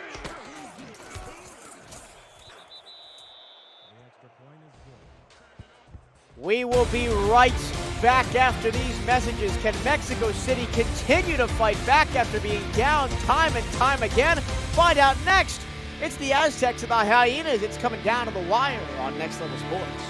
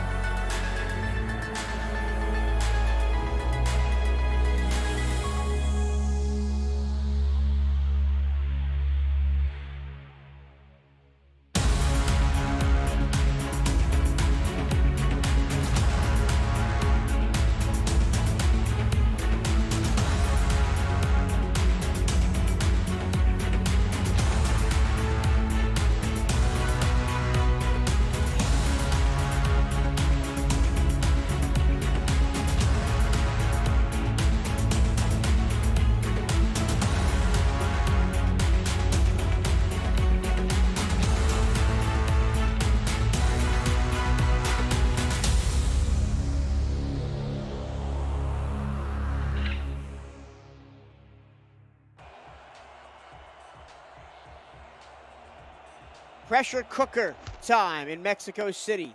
The Aztecs down by 3. The Hyenas 27, Mexico City 24. And a crucial South Division matchup for playoff seeding. If Mexico City wins, they take over first place. If Houston wins, they stay in second place. Both of those courtesy of tiebreakers with the Lone Star Glory. Steven, I want to cast your mind back to right at the top of the second half. We said, well, where's all the offense? Well, we found it. 4 out of the 7 drives combined in the second half between these two teams have gone for touchdowns, and we are probably not done scoring yet with 5:58 to go. Wilson in the flat. Phoenix Jones turns the corner and gets crunched by Marco Swift. Yeah, and I like getting Phoenix Jones out in the flats there. Something Mexico City hasn't really done a lot today, but he's a dangerous weapon there in the swing pass. He doesn't need the blockers there to lead the way. He's got enough of a single man burst that he can do the work himself. High formation. Jones up the middle, puts a shoulder into the sternum of the defender and picks up a first down. That was Kai Cash that he threw to the ground, and Cameron Irvine's got more from us from Queen City and Denver. Thank you, Torillo St. Green. Eric Price keeping Queen City in the game with plays like this. Yeah, Cam, we were thinking that Denver should have been, put this game away a long time ago, but plays like this from King Jamal are keeping the Corsairs in it. They're only down 2 scores going into the fourth quarter. Mexico City moving again with under 5 to go. Back to Torillo and Hacker in Mexico. Thank you, Cam. Matt Wilson doing Matt Wilson things, standing tall in the pocket and finding a receiver down the field. This time it was Jacob McCall. And you had a stat at the break, Steven, about receiver efficiency. Yeah, these receivers for Mexico City, 4 out of the 6 receivers have perfect catch rate. So Mike Daggs has 3 for 3, Bill Henry 2 for 2, Orain Darby 2 for 2, TT Crystal 1 for 1, Nick Lockett 3 for 3. So a lot of these receivers, when they're getting the ball, they're making the most of these opportunities. Bill Henry for 4 yards off the left-hand side. APM Music is unrivaled music to bring your stories to life, inspiring every production with the world's most robust and consistently refreshed music collection. I start stumbling over my words. State-of-the-art technology and world-class customer service. APM Music is the official soundtrack of the Simulation Football League. As there goes Ray Bentley. He's back in the game. It seemed like Mexico City completely abandoned the run game in the third quarter, and now in the fourth quarter, look out, they're back.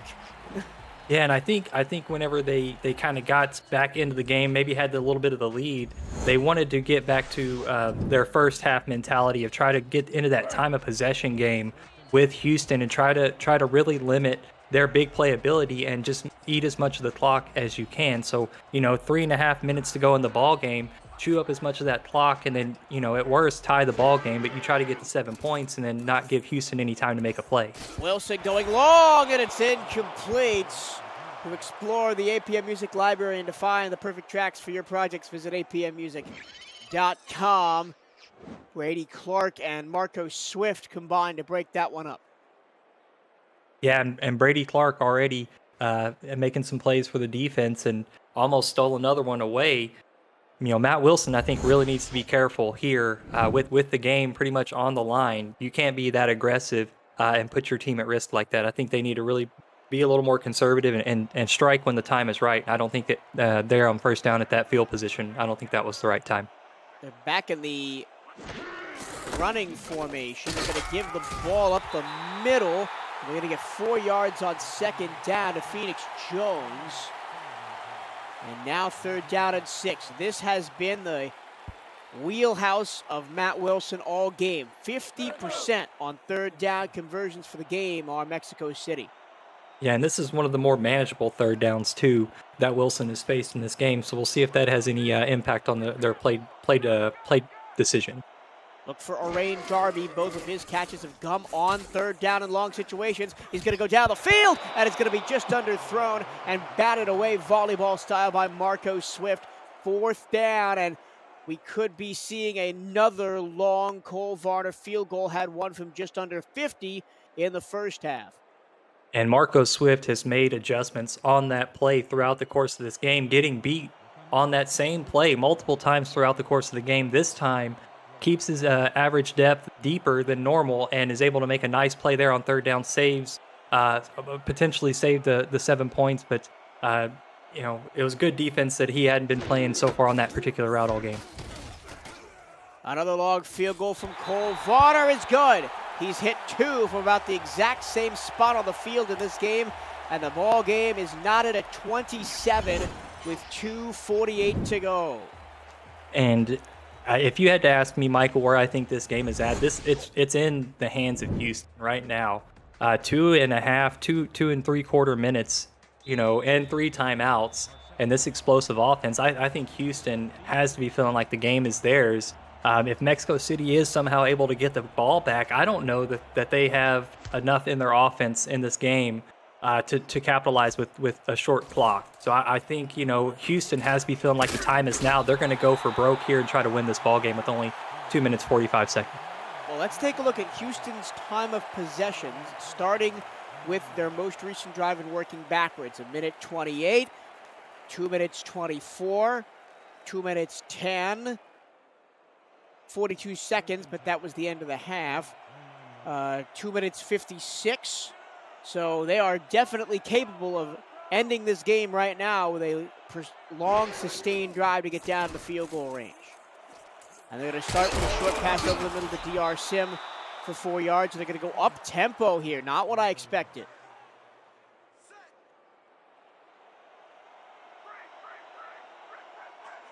Burr under center. Flanked by 2-3 receivers. Time over the middle, and that's caught. Oh, no, it's incomplete.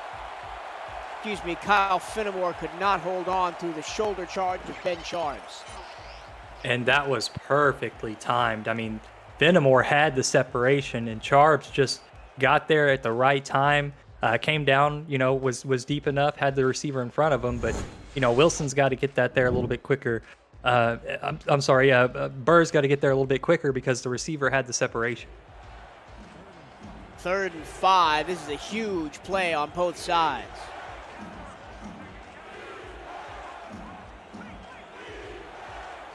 Same formation as the last play. Burr steps to his right and finds his receiver in the soft zone. This time, Finnemore creates the separation, and Charms couldn't adjust fast enough.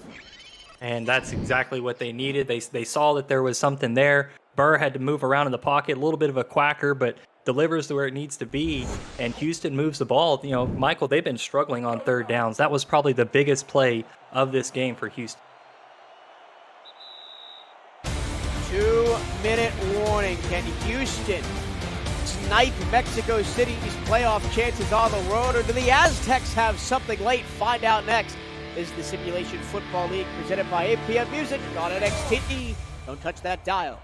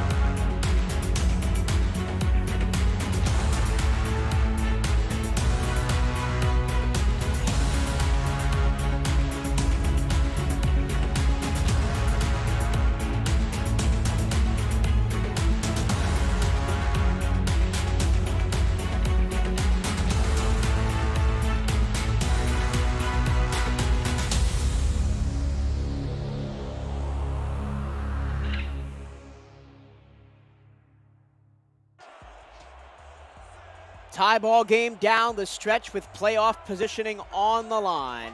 I would have it no other way here in the Simulation Football League. There's a handoff up the middle. And I believe that's the first carry of the game for Justin Williams, and it maybe shows you why Williams is more of a blocker as Matt Anderson makes the tackle for loss, puts them back to midfield. Yeah, a couple of big blocks in the ball game for Justin Williams. Gets a carry attempt and doesn't do much with it. Now 2nd and 11. Burr hit as he throws, knocked away and almost intercepted. The flight path of that ball was definitely altered at the point of release. And Mexico City had 2 chances in the back end to pick that one off. Yeah, and I thought Meerkat had the last one to get a shot at it. I thought it had a really good chance to take it away. Was running directly at the ball when it came flying at him, but couldn't get the hands on it. And unfortunate for Mexico City again, can't capitalize on these turnover opportunities. Houston converted on their last 3rd down. Can they do so again? Burr gonna launch down the sideline, caught by Sim. Sim with a burst of speed. He gets to the pylon and scores. Touchdown Houston from out of nowhere. And the Hyenas lead 33-27.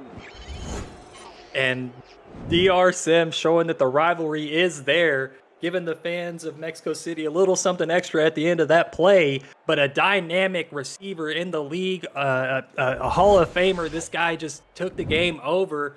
And, minute 25, Michael, I don't know that Mexico City's offense, even at home, has enough firepower to get it done. I mean, Houston just had the game wrapped and given to them. I mean, that was set up for them right there they played right into their strength. I mean, Mexico City, for pretty much the entire game, felt like they were giving themselves a puncher's chance. But now here, getting the ball back in a minute 25, I haven't seen enough vertical attack from their offense to really get it back in. So, I mean, Mexico City's really got to figure out a way to make up this difference here, Michael, because Houston just capitalized in a big way. Receiving touchdown number 9 on the season for DR Sim, and 123 in the legendary Hall of Fame career of DR Sim. And the Houston Hyenas could be the hottest team in the SFL right now. They are on the move, and they could be staring 5 straight wins at the back end of the season in the face if they can hang on for the next 122. Mexico City has all 3 timeouts, and they will start at their own 22-yard line. Coverage of the Simulation Football League on Next Level Sports continues Saturday, April 9th.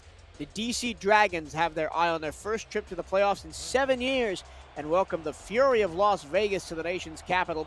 Then the West Division is on the line when Denver meets Sioux Falls in a rematch of an overtime thriller earlier this season. The race for the playoffs is heating up as this game is heating up as Matt Wilson goes over the middle, pass caught, and they'll go up tempo. The race for the playoffs heating up. Visit NLSE.com to find Next Level Sports in your area. Wilson, middle, caught. Oh no, it's dropped. It looked like Jason Bartley had it in his hands, but the hit knocked it loose. Yeah, and Houston playing extremely conservative in coverage there, and came in time to play exactly right there, and stops the clock. And Mexico City really needs to continue to put the pressure on Houston. They do have the timeouts. They just got to keep the tempo up. Got to keep those chains moving. 3rd down and 2. Wilson in the gun, 4 receivers. Pump fakes once to draw the defender's eyes, and he does that brilliantly. He does it better than pretty much anybody else in SFL history, and he finds Jason Bartley that time. Somebody's got to get back on their side of the field. You're holding up proceedings there, Mr. Law. Get set, and we'll get the play off.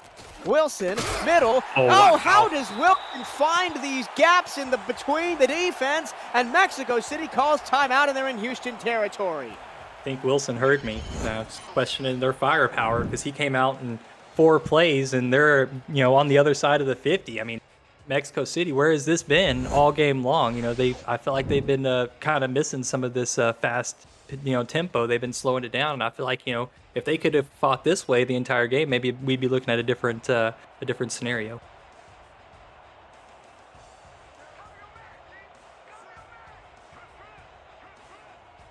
Under center this time.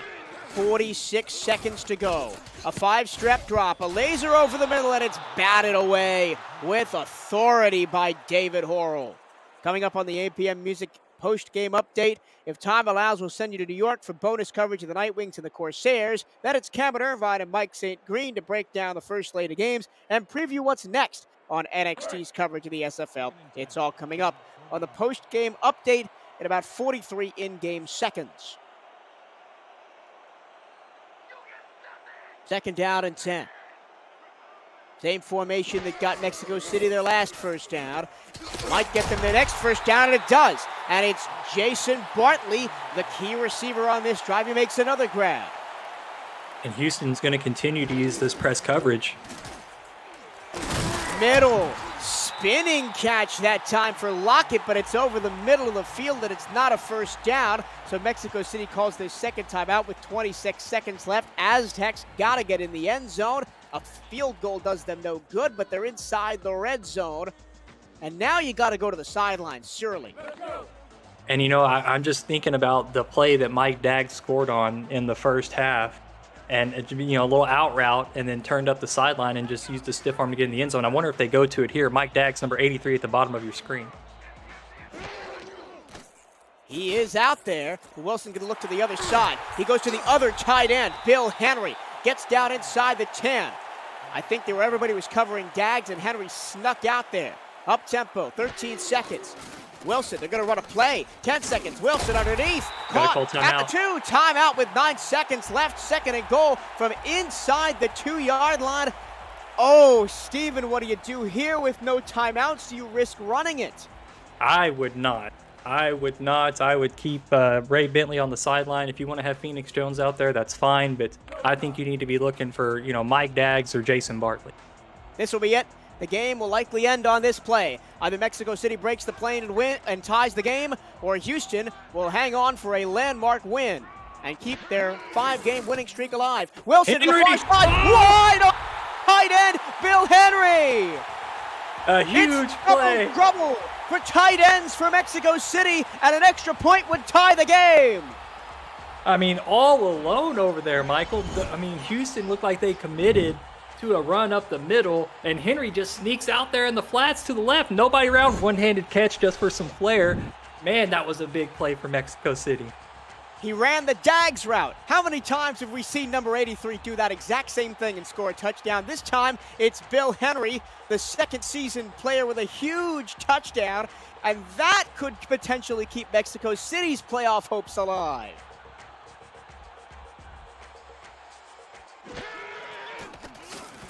Oh, wow. Well, the extra point took a long time to get up there, but it is good. A little bit of trouble with the hold, but Varner converts. 34-34, 6 seconds to go. Brace yourself for extra football, Steven. Oh, one more opportunity. Greg Corky gets a chance to try to bring this one in. We'll see if he has it in him.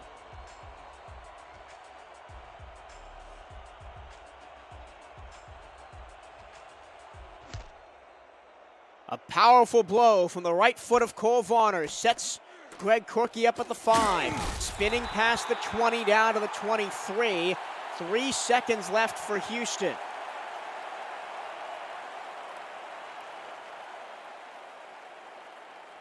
I'm just gonna take my shot. I'm pointing to the fence. I'm gonna say Kyle Fenimore, right sideline, corner route.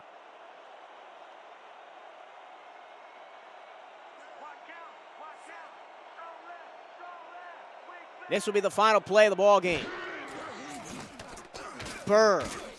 Intercepted! And Mexico City's gonna win! Oh my goodness! The most improbable ending imaginable! Jared Brody from out of nowhere! And Mexico City scores 13 points in the final 6 seconds to win the ball game. Insane. Wow! Insane. Just when you thought you'd seen it all.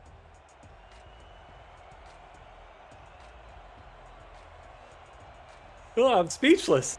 That was amazing. Probably one of the greatest moments I've ever been a part of. That was fantastic. That was nuts. I'm going to pull back the curtain a little bit here, because I was in the middle of typing in our game chat to ask Cam to remind him what the overtime rules are, because I don't think I've called an overtime game in like 3 years.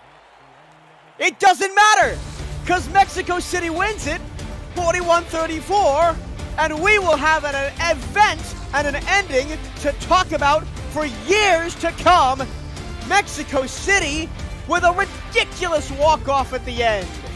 That's to secure the top of the South Division, really increasing their playoff odds. You know, I mean, it wasn't pretty, Michael. It wasn't pretty for either team, but they came out and Mexico City continued to fight their way. Matt Wilson with a historic game-tying drive. I mean, that was pro level, Hall of Fame level drive that he put on. I was challenging their offense that they didn't have enough firepower, and Wilson leads a fantastic drive to get them back down into the ball game. And then, you know, a huge play from their defense. You know, something they hadn't gotten really all game long. You know, it just felt like they just kept missing opportunities. And then Brody there at the end just secures it, wraps it up, and gives Mexico City their win here at home. I half expected Houston to just run up the middle or kneel to just go to overtime. But they tried to go for an aggressive play, and Jared Brody just wrote his name into the Mexico City Aztecs and Simulation Football League record books. The 4-game winning streak for the Hyenas is no more. And Mexico City, as you said, Stephen, moves to the top of the division, and if both teams win out, sets up a game against Lone Star in the final week of the season, which is essentially a 1-game playoff to decide who gets the auto bid from the division. What a crazy game. The offense has exploded in the second half, but in the end it was the defense for Mexico City that made the key play at the key time. Now we got to think about player of the game here, Steven. I don't even know.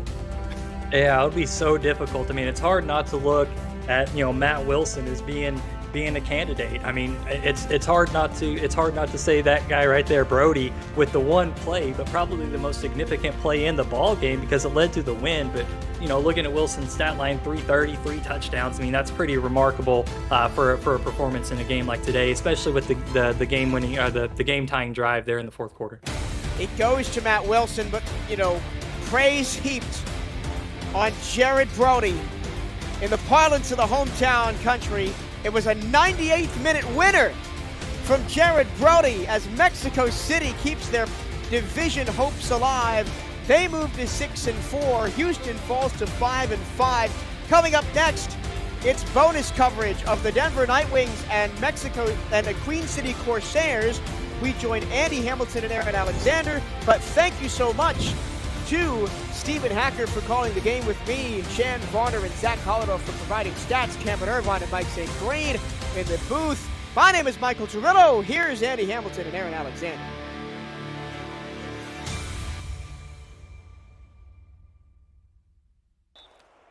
Want to welcome those of you who saw Mexico City in thrilling fashion come back against Houston. I was watching the scoreboard up in the top right here on Next Level Sports, and that looked like a wild one to be watching. This is Queen City and Denver. Denver has really controlled the time of possession on this one, has started running away, and Queen City just recently fought their way back into it. They were down by as much as 3 scores, but the Denver Nightwings got the onside kick, and Queen City now will burn their last timeout. It'll be 3rd and 13. Yeah, and realistically, we're probably going to see Denver kneel it again and then punt it away, which would give Queen City an opportunity to potentially tie this one up. But, you know, we could see Denver decide to do something gutsy and throw out of victory formation. Denver will take a knee, and that will mean that Queen City will get the ball back, Aaron, with about 10 seconds to go. Yeah, I didn't say it was likely, but it's possible. It's entirely possible. EJ Caswell today has thrown the ball 72% completion percentage, 26 of 36. He has 4 touchdowns and 2 interceptions. His long, though, 21 yards to Deezer Powell. That is the longest throw of the day. We'll see what Ochoa can do on the return. Clock now down to 6 seconds on the play clock. 4-3, and Denver will punt it away. Queen City comes after it. Oh, they didn't quite get there, but it was close. Ochoa is going to let this one bounce, and Denver, will walk it into the end zone. That's unfortunate. That was a beautiful punt. I think realistically, they could have just continued to let that ball bounce without having to try to grab onto it because the clock was still running. That punt could have ended the game if the Nightwings had just let it sit there. AJ Caswell this season, 2,500 yards coming into this game. He needs to find 80 of them here and a 2-point conversion to keep the game alive. 1st and 10 from the 20. That throw tipped up and intercepted. Ron Hoff ends the game for Denver. The Nightwings will move to 5-5 with a victory on the road against Queen City. Aaron, it was quite the game, and at the end of it, Denver pulls out the win. Yeah, for a moment there were points in time where it's like, oh, Denver's got this in the bag. It's not even close. Queen City, though, this never say die attitude that they've shown, especially in the second half. Despite dropping to 4-6, Queen City has a lot to hold their heads up on here. They held Eric Price to under 300 yards. They picked him off twice. And, if things had gone slightly differently, this game could have easily gone into overtime. And in a battle between two teams that needed a victory for playoff seeding, Denver was the one who got the victory and kept their hopes a little more on the positive side. Queen City, we don't think is out of the race. We'll have to do all the math after this week's games finish out. But really, it was important for Denver to get this win, and for Queen City, they are really going to have to get really perfect for the remaining games. Yeah, Denver moves up to a game behind Sioux Falls for the lead in the West, now at 5-5. Queen City, unfortunately, is going to drop to 4-6. They're going to be 6 games behind the Baltimore Vultures, 2 games behind the third-place London Knights in the North. I think at this point we should probably start talking about who our player of the game's going to be. Lots of candidates for this one, but I think it's either Eric Price or Bailey O'Shaughnessy for me. Yeah, I definitely have to agree with you on that. Gonna take a bit of a joke from our broadcast chat here.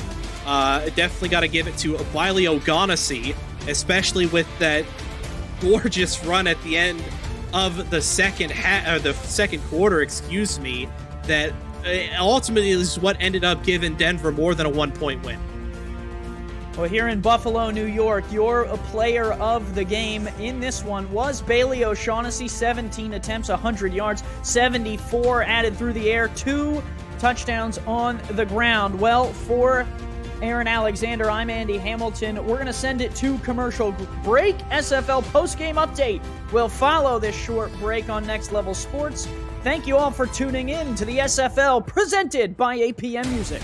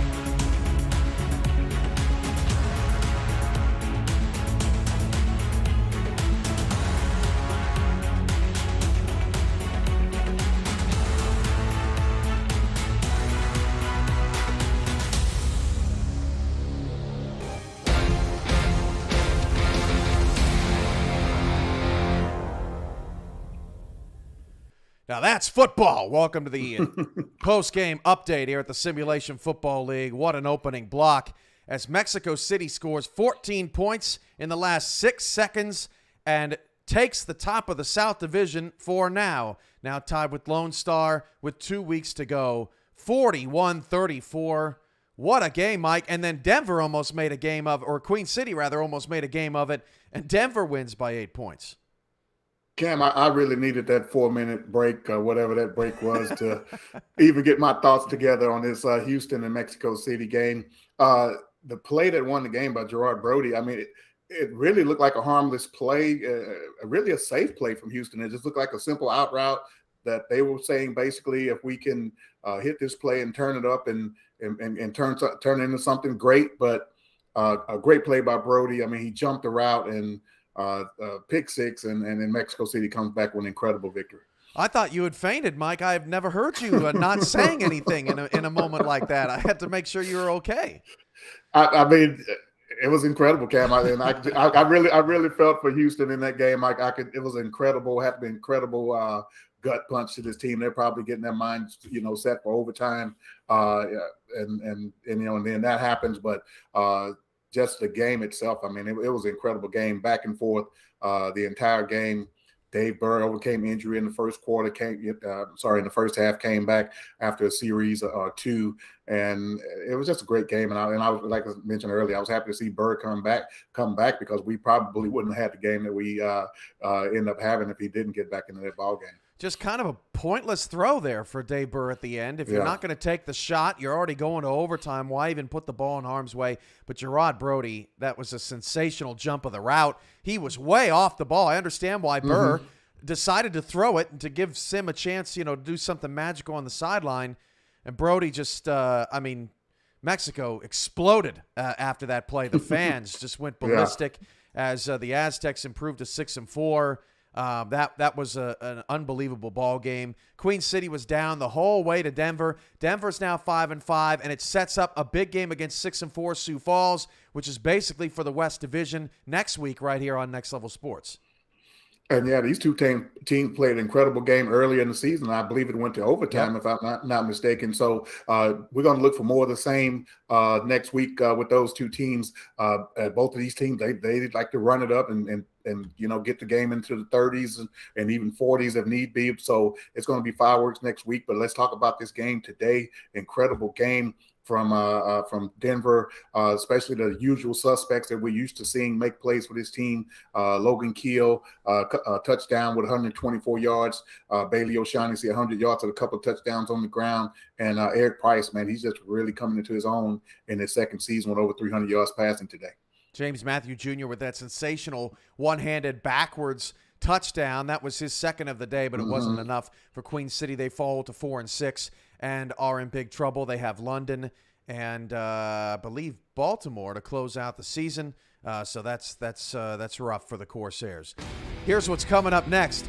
Beat that, Florida and Atlanta, as the Storm and the Swarm will get going, and Mike Daggs and Matt Wilson have taken on that challenge today. Arizona and Las Vegas, both 3-6, basically a playoff game for them in bonus coverage. Yeah, no doubt about it, Cam. This is, winner take all pretty much in these games that we see coming up. Atlanta, 4-5. They're coming off of a huge loss last week to Carolina. They scored 37 points in the first half, and then in the second half, this team just totally fell apart. No points, 0 total yards of offense.